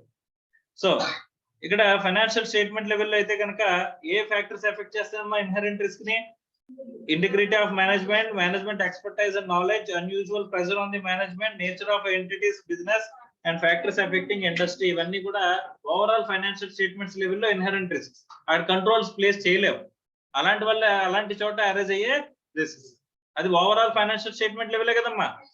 తర్వాత ఇక్కడ ఏంటి, at account balance of transactions లో quality of accounting system, accounts prone misstatements, complex transactions, judgements involved in determination of balances, ఇవన్నీ కూడా unusual transactions, ఇవన్నీ కూడా ఏంటమ్మా at balance level.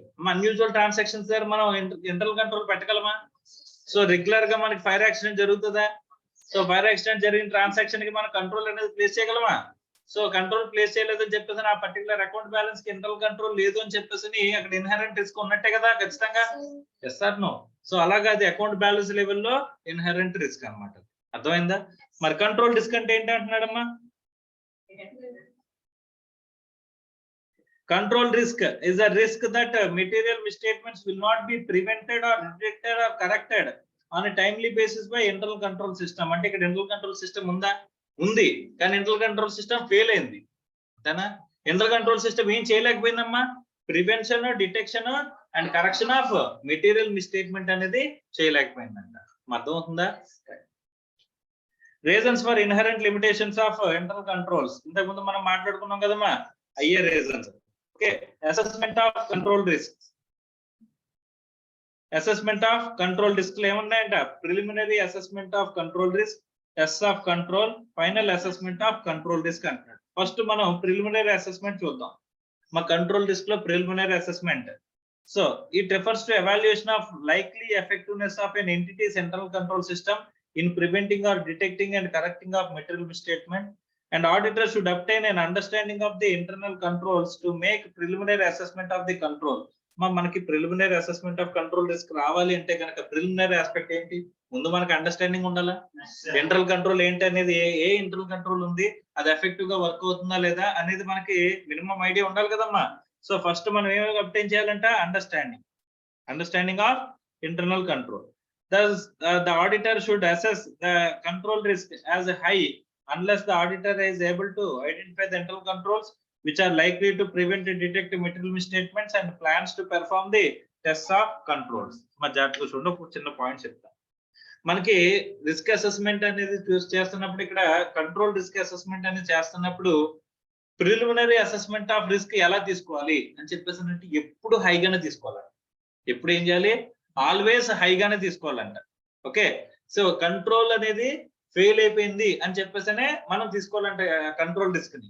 Unless otherwise అది prevention, detection, correction of misstatement చేయగలుగుతుందని కానీ, దాని మీద మనం టెస్ట్ ఆఫ్ కంట్రోల్స్ చేయగలుగుతున్నామని చెప్పేసనే కానీ, ఈ రెండు ఆస్పెక్ట్స్ కనుక ఉన్నట్లయితే అప్పుడు మన risk, already risk, control risk ని ఎప్పుడు కూడా ప్రిలిమినరీగా ఎలా అసెస్ చేయాలంటున్నారు?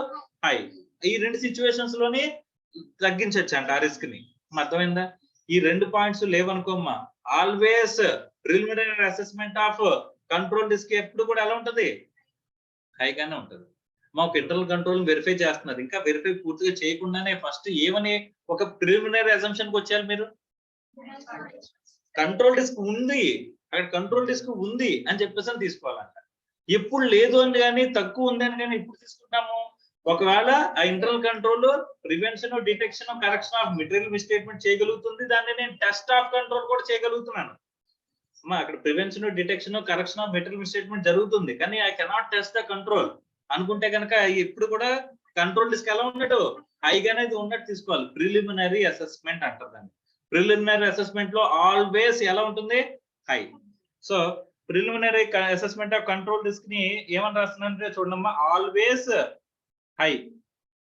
ఏంటిది? రిస్క్ హైగానే ఉన్నట్టు కదా. మరి రిస్క్ హై అంటే ఏంటి? రిస్కే కదా, హయ్యర్ రిస్క్. ఏ రిస్క్ అది? Control risk. ఎప్పుడు? ఇక్కడ అదర్వైజ్ అంటున్నాడు. అదర్వైజ్ ఎప్పుడంట? యు ఆర్ ఏబుల్ టు, అంటే ఇక్కడ internal control prevention, detection and correction of material misstatement and test of control. ఈ రెండు చేయగలిగితే మాత్రమే మీరు ఏం తీసుకోవాలి? లో తీసుకోవాలి. అంతే కదమ్మా. ఒకవేళ ఈ రెండు కనుక ఎగ్జిస్టెన్స్ లో లేవనుకో, ఆల్వేస్ ఏమని తీసుకుంటాం? హై అనే కదా. Yes or no? కన్ఫర్మ్ అయిపోవాలి. ఇంకా first of all internal control గురించి అసెస్మెంట్ చేయడం స్టార్ట్ చేసాం. స్టార్ట్ చేసినప్పుడు నీ ఒపీనియన్ ఏముంటుంది చెప్పండి? There exist internal control weakness, internal control failure. అలాంటప్పుడు కంట్రోల్ రిస్క్ ఎగ్జిస్ట్ అనేది కదా తీసుకోలే. సో ఎప్పుడు నువ్వు లేదని చెప్పి, అవి నిజంగా ఈ రెండు కండిషన్స్ ఉన్నాయనుకోమ్మా, ఈ రెండు కండిషన్స్ ఎగ్జిస్టెన్స్ లో ఉన్నాయని చెప్పేసి తెలిసిందనుకో, అప్పుడు రిస్క్ లో కంట్రోల్ రిస్క్ అనేది తక్కువ ఉందని చెప్పేసి తీసుకోవాలి. ఆటోమేటిక్ ఏమని తీసుకోవాలి? హై రిస్క్ అని చెప్పేసి మనం తీసుకోవాల్సి వస్తుంది. అర్థమైందా? Next, test of control. Auditor performs tests of control to obtain audit evidence about the following: whether the accounting and internal control systems are suitably designed and preventing detection of material misstatements and operations of the internal controls throughout the period. మా test of control చేయగలిగితే test of control లో ఏం చూడాలి? అది prevention, detection, correction of material misstatement చేయగలుగుతుందా లేదా, నిజంగానే అది ఎఫెక్టివ్ గా వర్క్ అవుతుందా, operations throughout the period చేయగలుగుతుందా లేదా అని చెప్పేసి చూస్తామంట. అర్థమవుతుందా? Is it clear or not? తర్వాత ఇది final assessment of control risk. On the basis of the results of the test of control, the auditor should evaluate whether preliminary assessment of control risk was correct or need to be revised. మా first మనం initial గా ఏం తీసుకుంటాం, ఇవన్నీ పక్కన పెట్టండి అమ్మా. So ఇదంతా పక్కన పెట్టేసి కంట్రోల్ రిస్క్ గురించి మాట్లాడుకుంటే ఇదంతా పక్కన పెట్టండి. ఒకే ఒక పాయింట్ కింద మనం గుర్తుపెట్టుకో. ఫస్ట్ ప్రిలిమినరీగా నువ్వేమనుకుంటే చెప్పు. ఇంటర్నల్ కంట్రోల్ అసెస్మెంట్ చేసేటప్పుడు ఆల్వేస్ హై. నువ్వు టెస్ట్ ఆఫ్ కంట్రోల్ చేయగలిగేవా? ఎస్, చేయగలిగాను. చేయగలిగితే ఏమైంది, అక్కడ prevention, detection, correction of material misstatements చేయగలుగుతున్నాం. రెండోది ఏంటి, మన టెస్ట్ ఆఫ్ కంట్రోల్స్ ని పర్ఫార్మ్ చేయగలుగుతున్నాం అనుకుంటే ఏం తీసుకోవాలి, అప్పుడు తక్కువ తీసుకోవాలి, లేకపోతే ఆల్వేస్ హై. అర్థమైందా? Is it clear or not? ఇక్కడ ఏమని రాద్దాం, ఇదంతటిని కలిపి మనం ఒకటే పాయింట్ కింద రాయాలంటే, సో ఆల్వేస్ ఇక్కడ రాసుకున్నాం కదా. మనం ఇనీషియల్ గా మనం అనుకోవాల్సింది ఏంటి చెప్పండి, ఇనీషియల్ ఆడిట్ రిస్క్ అనేది ఉన్నట్టే, సరే కంట్రోల్ రిస్క్ ఉన్నట్టే లేదా, కంట్రోల్ రిస్క్ హైలో ఉన్నట్టే కదమ్మా. ఒకవేళ ఈ రెండు సిచ్యువేషన్స్ ఎగ్జిస్ట్ అయి ఉంటే లోన్ తీసుకుంటాం, అంతేనా? లో. ఇప్పుడు prevention, detection, correction of material misstatements, తర్వాత టెస్ట్ ఆఫ్ కంట్రోల్స్. మరి టెస్ట్ ఆఫ్ కంట్రోల్స్ అంటే ఏంటి, మనం టెస్ట్ ఆఫ్ కంట్రోల్ అంటే ఏం చేస్తున్నాం, prevention, detection, correction of material misstatement చేయగలుగుతుందా చేయట్లేదా మన internal control. So operations throughout the period చేయగలుగుతుందా లేదా అనుకుంటే కనుక దాన్ని ఏమంటాం, టెస్ట్ ఆఫ్ కంట్రోల్స్. అర్థమైందా? అప్పుడు మనం ఆడిట్ రిస్క్ ఏమని తీసుకోండి, అసలు కంట్రోల్ రిస్క్ ఏమని తీసుకుంటాం, లో. ఓకే, మనం అసెస్మెంట్ అనేది ఇన్హెరెంట్ రిస్క్ వేరు, తర్వాత కంట్రోల్ రిస్క్ వేరుగా చూస్తామా, రెండు కంబైన్డ్ గా చూడాలా? మనం కంబైన్డ్ గా చూడాలనుకున్నాం కదమ్మా. మనం ఇన్వర్స్ రిలేషన్షిప్ బిట్వీన్ అనుకున్నావా లేదా, inverse relationship between the combined risk and detection risk అని అనుకున్నావా లేదమ్మా. సో అంటే ఆల్వేస్ ఎలా చూడాలి, రెండింటిని కంబైన్ చేసే కదమ్మా చూడాలి. Relationship between the inherent risk and control risk. The auditor should make a combined assessment of inherent and control risk. This is because the management generally reacts to inherent risk situations by designing a system, internal control system, to prevent the detection and material misstatement. The combined risk assessment considered to be a risk assessment, risk of material misstatements అంటున్నాడు. మా ఎక్కడైతే control అనేది లేదో management ఇప్పుడు కూడా ఏం చూస్తుంది, controls ని ప్లేస్ చేయడానికి చూస్తుంది.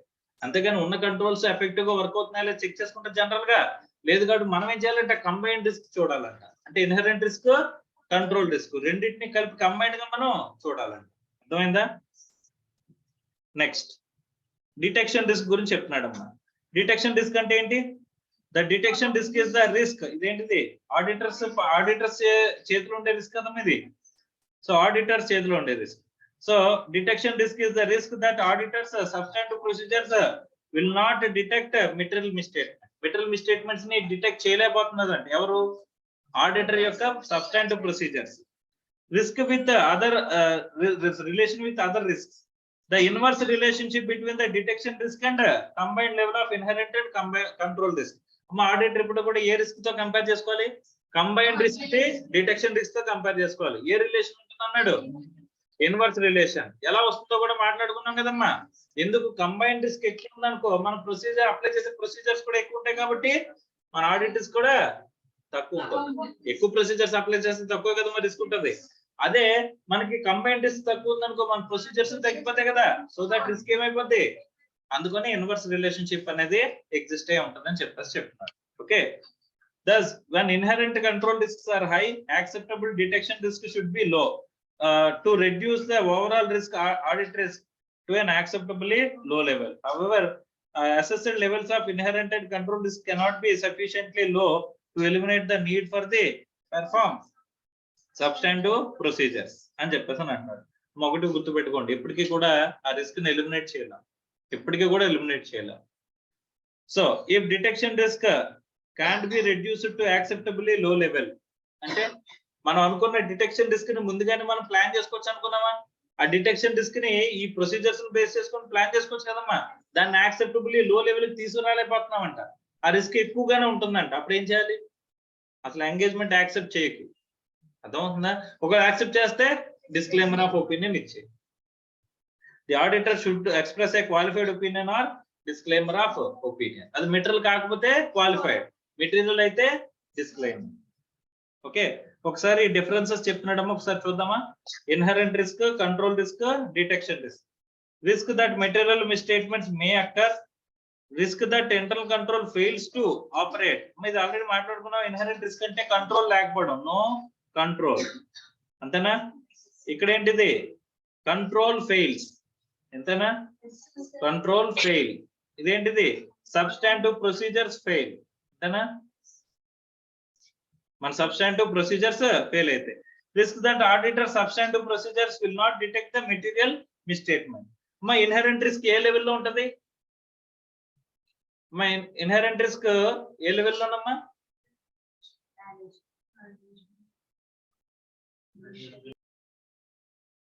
రైట్, ఇన్హెరెంట్ రిస్క్ ఏ లెవెల్ అనుకున్నావమ్మా? మేనేజ్మెంట్. మరి కంట్రోల్ రిస్క్ మేనేజ్మెంట్, మరి detection risk auditor. So arises at level of management, arises at level of management, arises at auditors level. తర్వాత auditor can only assess this risk.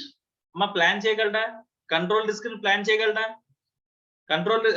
Inherent risk ని plan చేయగలడా? అది ఎవరు plan చేసుకోవాలి? Management. ఆ inherent risk తక్కువ ఉండాలంటే control plus చేయడమే. So ఇక్కడ కూడా auditor can only assess the risk అంటున్నాడు. ఎక్కడ? కంట్రోల్ రిస్క్ లో. కంట్రోల్ రిస్క్ లో జస్ట్ అసెస్ చేయగలం మనం, ఆడిటర్. మన మేనేజ్మెంట్ ఏం చేయగలదు? ఆ కంట్రోల్ ఫెయిల్ అయిందంటే ఇంకో కంట్రోల్ ప్లేస్ చేయొచ్చు కదమ్మా. Sir no. But detection level మాత్రం auditor can frame this risk. Yes sir no. Auditor frame చేసుకోగలరు కదమ్మా, డిటెక్షన్ రిస్క్ ఎంత ఉండాలని చెప్పేసి. ఎలా తెచ్చుకోవచ్చు? యాక్సెప్టబుల్లీ లో లెవెల్ కి తెచ్చుకోవచ్చు. Risk of system of management, risk of internal control system of management, risk of substantive procedures adopted by audit. This is generally high. However, certain factors may present due to which it can be less than high. అంటే ఇప్పుడు internal controls place చేస్తే అది లోకి తగ్గుతుంది, లేకపోతే ఎప్పుడు కూడా high. This is evaluated in stages అంటున్నాడు. ఈ స్టేజెస్ అంటే ప్రిలిమినరీ అసెస్మెంట్ స్టేజ్, తర్వాత మనకి ఈ కరెక్టివ్ స్టేజ్, ఇలా మనకు ఉంటాయి. ఇక్కడ risk should B inversely proportionate to combined risk of inherent risk and control risk. అంటే దాన్ని ఏమంటే కంబైన్డ్ రిస్కే కదమ్మా అంటాం. నెక్స్ట్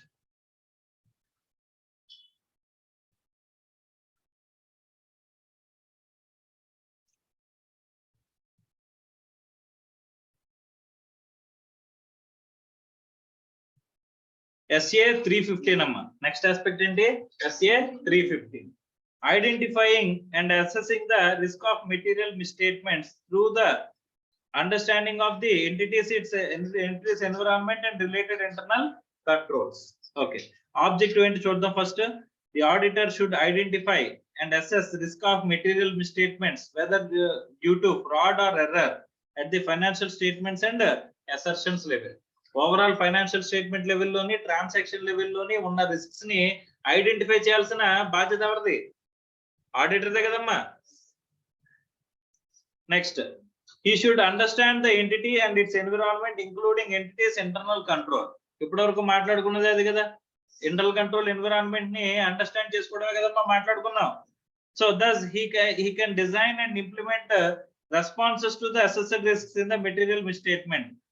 మనం ఫస్ట్ అంటూ రిస్క్స్ ని ఐడెంటిఫై చేసుకున్నాం అనుకోమ్మా, దాని రెస్పాన్సెస్ ప్లాన్ చేసుకోవచ్చు కదా. రెస్పాన్సెస్ స్టాండర్డ్ ఏంటి? SA 330 అమ్మా. మనం ఐడెంటిఫై చేసుకున్న రిస్క్స్ ఉంటాయా, దాని రెస్పాన్సెస్ ఇవ్వాలనుకుంటున్నామా, ఆ రెస్పాన్సెస్ కూడా మనం ప్లాన్ చేసుకోవచ్చు అనుకుంటున్నాం కదా.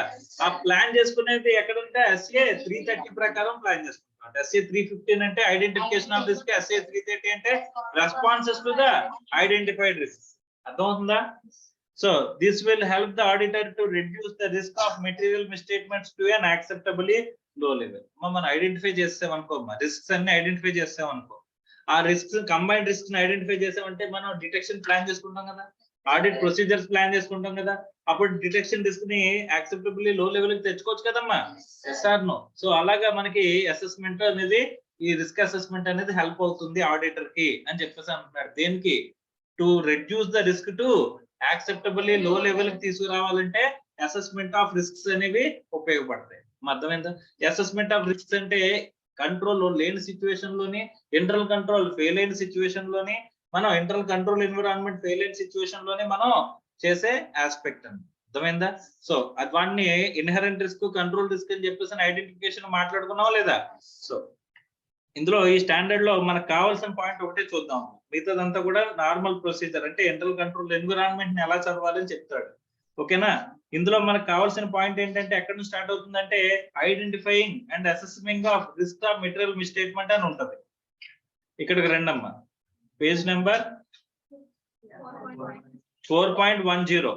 ఓకే, అక్కడికి రండి. అక్కడ చూడండి ఎలా ఐడెంటిఫై చేయాలి రిస్క్స్ ఆఫ్ మెటీరియల్ మిస్టేట్మెంట్స్ ని. అంటే the auditor shall identify and assess the risk of material misstatement at a levels అనుకున్నాం. మరి రిస్క్స్ ని ఎప్పుడెప్పుడు ఐడెంటిఫై చేయాలి? Overall financial statement level, assertion transaction level అనుకున్నావా? ఇన్హరెంట్ రిస్క్ లోనే కదా మాట్లాడుకున్నాం. ఇన్హరెంట్ రిస్క్ లో కూడా overall financial statement level, transaction or balance level అనుకున్నాం కదమ్మా. సో ఇక్కడ కూడా చెప్తాను చూడండి, identify and assess the risk of material misstatement at financial statement level, assertion level. Assertion అంటే ఏంటి? Class of transaction or account balance. Transaction level గానీ account balance level గానీ చేసేదాన్ని ఏమంటాం? అసెర్షన్ లెవెల్ అంటాం. అసెర్షన్ అంటే ఏంటి? A transaction or particular transaction or particular balance. అర్థమవుతుందా? To provide basis for design and performing of the further audit procedure. For the purpose, auditor shall identify risks, assess and evaluate risks and related identified risks, what can go wrong, assertion level, and consider the likelihood of the misstatement. ఆ risks ని identify చేసి ఆ risks వల్ల మనకి ఏదైతే possible misstatement వచ్చే అవకాశం ఉందో వాటిని మనం మెన్షన్ చేయాలంట. అర్థమవుతుందా సార్? ఇప్పుడు ఐడెంటిఫై చేసిన రిస్క్స్ లో ఏ ఆస్పెక్ట్స్ ఎస్ఏ, ఇప్పుడు మనం చూస్తున్న స్టాండర్డ్ ఏంటమ్మా? SA 315 ఏం చెప్తుందనే చూడండి. So risks require special audit consideration. మా స్పెషల్ ఆడిట్ కన్సిడరేషన్ కావాల్సిన రిస్క్స్ అంట ఏమున్నాయి? తర్వాత risks for which substantive procedures alone do not provide sufficient appropriate audit evidence. అంటే మన substantive procedures sufficient appropriate audit evidence gather చేయలేవంట. అలాంటి రిస్క్స్ ఏముంటాయి? ఇదంతా కూడా ఐడెంటిఫికేషన్ కదా. సో రిస్క్స్ ని ఐడెంటిఫై చేసేటప్పుడే రకరకాల రిస్క్స్ ని ఐడెంటిఫై చేయమంటున్నాడు. ఒకటేంటి? మన స్పెషల్ ఆడిట్ కన్సిడరేషన్స్ కావాల్సిన రిస్క్స్. అంటే స్పెషల్ ఆడిట్ కన్సిడరేషన్స్ కావాల్సిన రిస్క్ అంటే దానికోసం సపరేట్ ప్రొసీజర్స్ మనం ప్లాన్ చేసుకోవాల్సిన రిస్క్స్ అమ్మ. రెండోది ఏంటి? సబ్స్టాంటివ్ ప్రొసీజర్స్ సరిపోవంట. వాటిని డిటెక్ట్ చేయాలంటే సబ్స్టాంటివ్ ప్రొసీజర్స్ సరిపోవంట. సంథింగ్ బియాండ్ దట్ మనం అప్లై చేయాల్సిన ప్రొసీజర్స్ ఉంటాయంట. సో అలాంటి రిస్క్స్ ఏమున్నాయి అవి ఐడెంటిఫై చేయాలంటే ఇవన్నీ కూడా సెగ్రిగేషన్స్ అన్నమాట. తర్వాత revision of risk assessment. Okay, so first మనం ఎన్ని రకాల రిస్క్స్ అని మనం చూస్తామమ్మా? 2 types ఆఫ్ రిస్క్స్. ఏంటవి? స్పెషల్ ఆడిట్ కన్సిడరేషన్స్ లో కావాల్సిన రిస్క్స్, తర్వాత సబ్స్టాన్సివ్ ప్రొసీజర్స్ సరిపోని రిస్క్స్. ఏమున్నాయి చూద్దామా? First, in exercising the judgment as to which risks are significant risks, the auditor shall consider the following. మా ఫ్రాడ్ ఎక్కడ జరిగింది అనుకో, అదే రిస్క్. స్పెషల్ ఆడిట్ కన్సిడరేషన్ కావాల్సిన రిస్క్ అమ్మా. అర్థమైందా? అక్కడ ఎడిషనల్ ప్రొసీజర్స్ అప్లై చేయాలా లేదా? మనం మా ఫ్రాడ్ అంటూ బయటపడిందంటే అక్కడ ఎడిషనల్ ప్రొసీజర్స్ అప్లై చేయాలి, దాని రిపోర్టింగ్ కూడా తీసుకెళ్లాలి. ఓకే, తర్వాత whether the risk is related to the recent significant economic, accounting or other developments కి రిలేటెడ్. దానికి సంబంధించిన రిస్క్ అయితే కనుక అది కూడా స్పెషల్ ఆడిట్ కన్సిడరేషన్. తర్వాత కాంప్లెక్సిటీ ఆఫ్ ట్రాన్సాక్షన్స్. కాంప్లెక్సిటీ అంటే రెగ్యులర్ ట్రాన్సాక్షన్ అమ్మా. సో ఆ కాంప్లెక్సిటీ ఆఫ్ ట్రాన్సాక్షన్ జరిగినాయి అని చెప్పేసి అంటే సపోజ్ గవర్నమెంట్ గ్రాంట్ ఇచ్చింది, ఆ గ్రాంట్ ని రిఫండ్ కూడా అడిగేసింది మళ్ళీ. ఓకే, సో అలాంటప్పుడు ఇది కాంప్లెక్సిటీ ఆఫ్ అకౌంటింగ్ కదమ్మా. సో అలాంటప్పుడు వాటిని స్పెషల్ గా మనం అకౌంటింగ్ కరెక్ట్ గా చేశారు లేదా కన్సిడర్ చేయాల్సిన ఆస్పెక్టే కదా. సో అది ఏమవుతుందంటే స్పెషల్ ఆడిట్ కన్సిడరేషన్ సంబంధించిన రిస్క్స్ అమ్మా. Whether risk involves significant transactions with related parties. మరి రిలేటెడ్ పార్టీస్ కి ట్రాన్సాక్షన్స్ చేస్తే దాంట్లో అరేజ్ రిస్క్ ఏదైతే ఉంటుందో అదేంటి? స్పెషల్ ఆడిట్ కన్సిడరేషనే కదా. ఎందుకంటే దీని వల్ల ఎఫెక్ట్ అయ్యే ట్రాన్సాక్షన్స్ చాలా ఉంటాయి కదా. లైక్ అకౌంటింగ్ స్టాండర్డ్ 18 ని కంప్లై చేయడం, తర్వాత స్టాండర్డ్స్ ఆన్ ఆడిటింగ్ లో పర్టికులర్ స్టాండర్డ్ ని కంప్లై చేయడం, ఇలా బోల్డ్ అండ్ ఆస్పెక్ట్స్ ఉంటాయమ్మా. అర్థమైందా? కంపెనీస్ యాక్ట్ ని కంప్లై చేయాలా, కంపెనీస్ యాక్ట్ లో కూడా రిలేటెడ్ పార్టీస్ ఉంటారు కదమ్మా, డిస్క్లోజర్. అలాగే ఇన్కమ్ ట్యాక్స్ ని ఎఫెక్ట్ చేయాలా, income tax act 40A2 regulations ని కంప్లై చేసేలాగా. మరి ఇవన్నీ కూడా చూడాలంటే స్పెషల్ ఆడిట్ కన్సిడరేషన్ కదా రిస్క్ ఐడెంటిఫికేషన్. తర్వాత degree of subjectivity in the measurement of financial information and whether risk involving significant unusual transactions. ఇవన్నీ కూడా సబ్జెక్టివిటీ ఆఫ్ మెజర్మెంట్ అంటే degree of subjectivity in the measurement of financial information అంటే high value transactions కింద చెప్పుకోవచ్చు మనం. Okay, అవి కానీ లేకపోతే అన్యూజువల్ ట్రాన్సాక్షన్స్, రెగ్యులర్ గా జరిగే ట్రాన్సాక్షన్ కాకుండా అన్యూజువల్ ట్రాన్సాక్షన్ జరిగిందంట, అలాంటి ట్రాన్సాక్షన్స్ కానీ వీటన్నిటికీ కూడా ఇక్కడ రిస్క్ కనుక ఉన్నట్లయితే మరి ఇక్కడ కనుక మనం రిస్క్ ని ఐడెంటిఫై చేసామంటే అది ఏ టైప్ ఆఫ్ రిస్క్ అనాలి మనం? రిస్క్ వచ్చి రిక్వైర్ స్పెషల్ ఆడిట్ కన్సిడరేషన్ కింద మనం మాట్లాడాలి. అర్థం అవుతుందా? తర్వాత this for which a substantive procedures alone does not provide sufficient appropriate audit evidence and team చెప్పినట్టు. Such risks may relate to inaccurate or incomplete recording of routine and significant class of transactions, account balance, the characteristics of which often permit highly automated processing with little or no manual intervention. In such cases, entity control over such risks relevant to audit, the auditor shall obtain understanding of them. ఇవేంటి ఇక్కడ automated environment లో arise అయ్యే risks ని ఏమంటున్నాడంటే మన substantive procedures సరిపోవంట వాటి. Okay, అలాంటి వాటిలో స్పెషల్ మన ప్రొసీజర్స్ అనేవి మనం కండక్ట్ చేయాల్సిన అవసరం ఉంటుంది. అలాగే రిస్క్స్ ని ఐడెంటిఫై చేయాలంట. మా SA 315 లో రిస్క్స్ ని ఎన్ని రకాలుగా ఐడెంటిఫై చేయమంటున్నారు? ఒకటి risks which require special audit consideration అని, రెండోది substantive procedure not sufficient to obtain so మనకి ఏంటి sufficient appropriate audit evidence. So as per SA 315, risks are of two types. Risks require special audit considerations, రెండోది substantive procedures not sufficient ఇంతనమ్మా to obtain ఏంటిది sufficient and appropriate audit evidence. Sufficient and appropriate audit evidence ఇలాంటి ఇవేమున్నాయంటమ్మా automated environment అన్నాడు అంతేనా. Automated processing అంతేనా, automated processing of transactions. తర్వాత ఇక్కడ ఏం చెప్పాడు? ఫ్రాడ్ గురించి చెప్పాడు అంతేనా. ఇంకేం చెప్పాడమ్మా? సిగ్నిఫికెంట్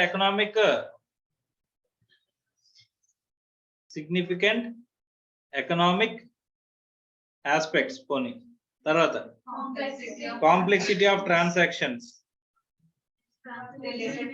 రిలేటెడ్ పార్టీ,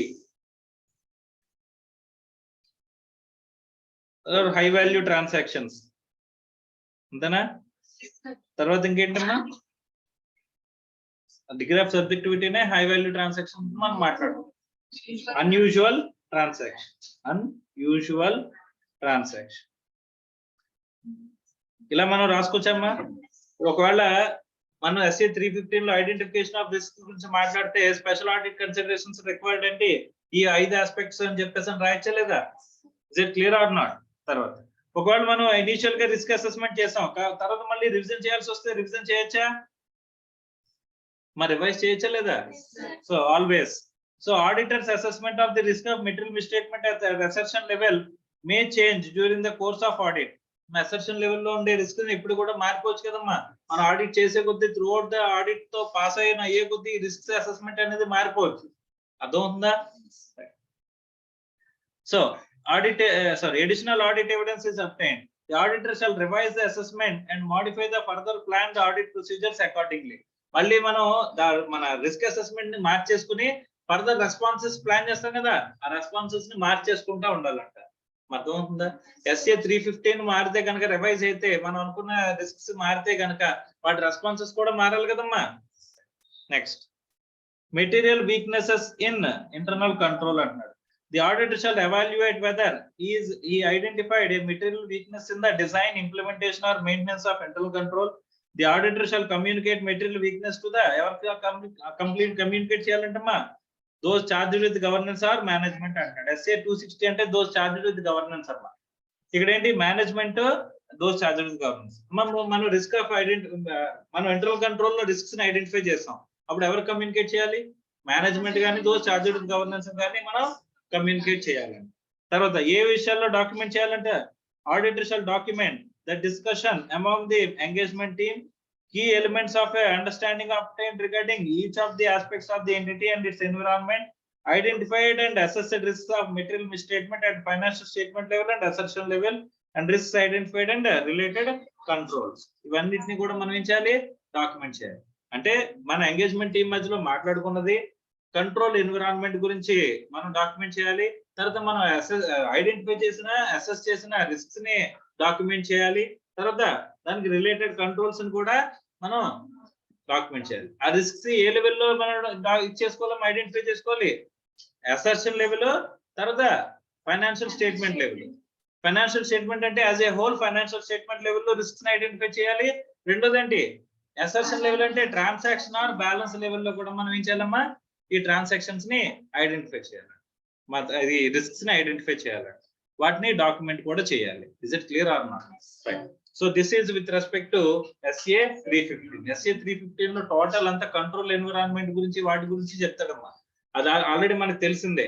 సో మనకు కావాల్సిన ఆస్పెక్ట్ ఏంటంటే ఇందులో assessment, identification of risk. Identification ఎన్ని రకాలుగా జరగాలంటే total financial statement level, transaction level. So అందులో కూడా రిస్క్స్ ని ఎలా బైఫర్కేట్ చేయాలి? స్పెషల్ ఆడిట్ కన్సిడరేషన్ కావాల్సినవి, తర్వాత మన సబ్స్టాంటివ్ ప్రొసీజర్ సరిపోవు, ఎక్కడ sufficient and appropriate audit evidence gather చేయడానికి అనుకున్న రిస్క్స్ కింద మనం సెగ్రిగేట్ చేయాలి. ఒకవేళ ఫస్ట్ మనం ఐడెంటిఫై చేసిన రిస్క్స్ తర్వాత మారిపోతున్నాయంటే కనుక వాటిని ఏం చేయాలి? రివైజ్ చేయాలి. మనం రివైజ్ చేసి దాంతో పాటు రెస్పాన్సెస్ కూడా రివైజ్ చేయాలి కదమ్మా, రివైజ్ చేయాలి. తర్వాత ఇంటర్నల్ కంట్రోల్ వీక్నెసెస్ కనుక మనకి ఎక్కడైనా ఐడెంటిఫై అయితే ఎవరితో కమ్యూనికేట్ చేయాలంటే మేనేజ్మెంట్ తోని, తర్వాత దోస్ చార్జెస్ గవర్నెన్స్ తోని మనం కమ్యూనికేట్ చేయాలి. కొన్ని డాక్యుమెంట్ చేయాలి. ఆ డాక్యుమెంట్ చేయాల్సిన ఆస్పెక్ట్స్ ఇచ్చాడు. ఇక్కడతో SA 315 కంప్లీట్ అయింది. ఇక్కడ internal risk assessment and internal control లో మనం ఇంటర్నల్ కంట్రోల్ అంటే ఏంటో చూసాం. ఇంటర్నల్ కంట్రోల్ లో ఆడిటర్ చేసే ఆస్పెక్ట్, ఆడిటర్ చేసేది ఏంటి? మనం రివ్యూ చేస్తారని చెప్పేసి నేను review of internal control system గురించి మాట్లాడుకున్నాం, రిస్క్స్ గురించి మాట్లాడుకున్నాం. ఆడిట్ రిస్క్ 3 కాంపోనెంట్స్ ఉంటాయి. Inherent risk, control risk, detection risk అనుకున్నాం. అందులో రిస్క్ ఐడెంటిఫికేషన్ మెథడాలజీ గురించి మాట్లాడుకున్నాం. తర్వాత ఇంటర్నల్ చెక్ సిస్టమ్ గురించి మాట్లాడుకున్నాం. అర్థమైందా? ఇంకా మనం ఇక్కడ తర్వాత ఈ risk assessment and identification SA 315 గురించి కూడా మాట్లాడుకున్నాం కదా. ఇంకా ఒకే ఒక ఆస్పెక్ట్ మాట్లాడుకోవాలి ఈ చాప్టర్ లోని, ఇంటర్నల్ ఆడిట్ ఫంక్షన్. మన ఇంటర్నల్ ఆడిట్ ఫంక్షన్ ని ప్లేస్ చేయమని చెప్పేసి ఎవరు చెప్తున్నారు? దీని ప్రకారం మ్యాండేటరీగా ఇంటర్నల్ ఆడిట్ ఫంక్షన్ అనేది ఉండాలి. అసలు ఇంటర్నల్ ఆడిట్ ఫంక్షన్ అంటే ఏంటి, అండ్ ఇంటర్నల్ ఆడిటర్ యొక్క వర్క్ ని స్టాట్యూటరీ ఆడిటర్ వాడుకోవచ్చా లేదా? Using the work of internal auditor అనేది ఒక సెపరేట్ స్టాండర్డ్ ఉందమ్మా. SA 610 అని చెప్పేసి ఒక స్టాండర్డ్ ఉంది. ఇంటర్నల్ ఆడిట్ ఫంక్షన్ అనేది ప్లేస్ అయ్యి ఉంటే అది కనుక ఇంటర్నల్ ఆడిట్ అంటే మేనేజ్మెంట్ ఇంటర్నల్ ఆడిట్ ఫంక్షన్ ని ఖచ్చితంగా ఎస్టాబ్లిష్ చేస్తుంటే ఆ వర్క్ ని మనం యూజ్ చేసుకుంటూ ఉంటుంటే ఎలా యూజ్ చేసుకోవచ్చు అని చెప్పే స్టాండర్డ్ అమ్మా. అదేంటిది? SA 610. అది చూస్తే మనకి ఈ చాప్టర్ కంప్లీట్ అయిపోతుంది. అర్థమైందా? That we will complete in the next. Okay.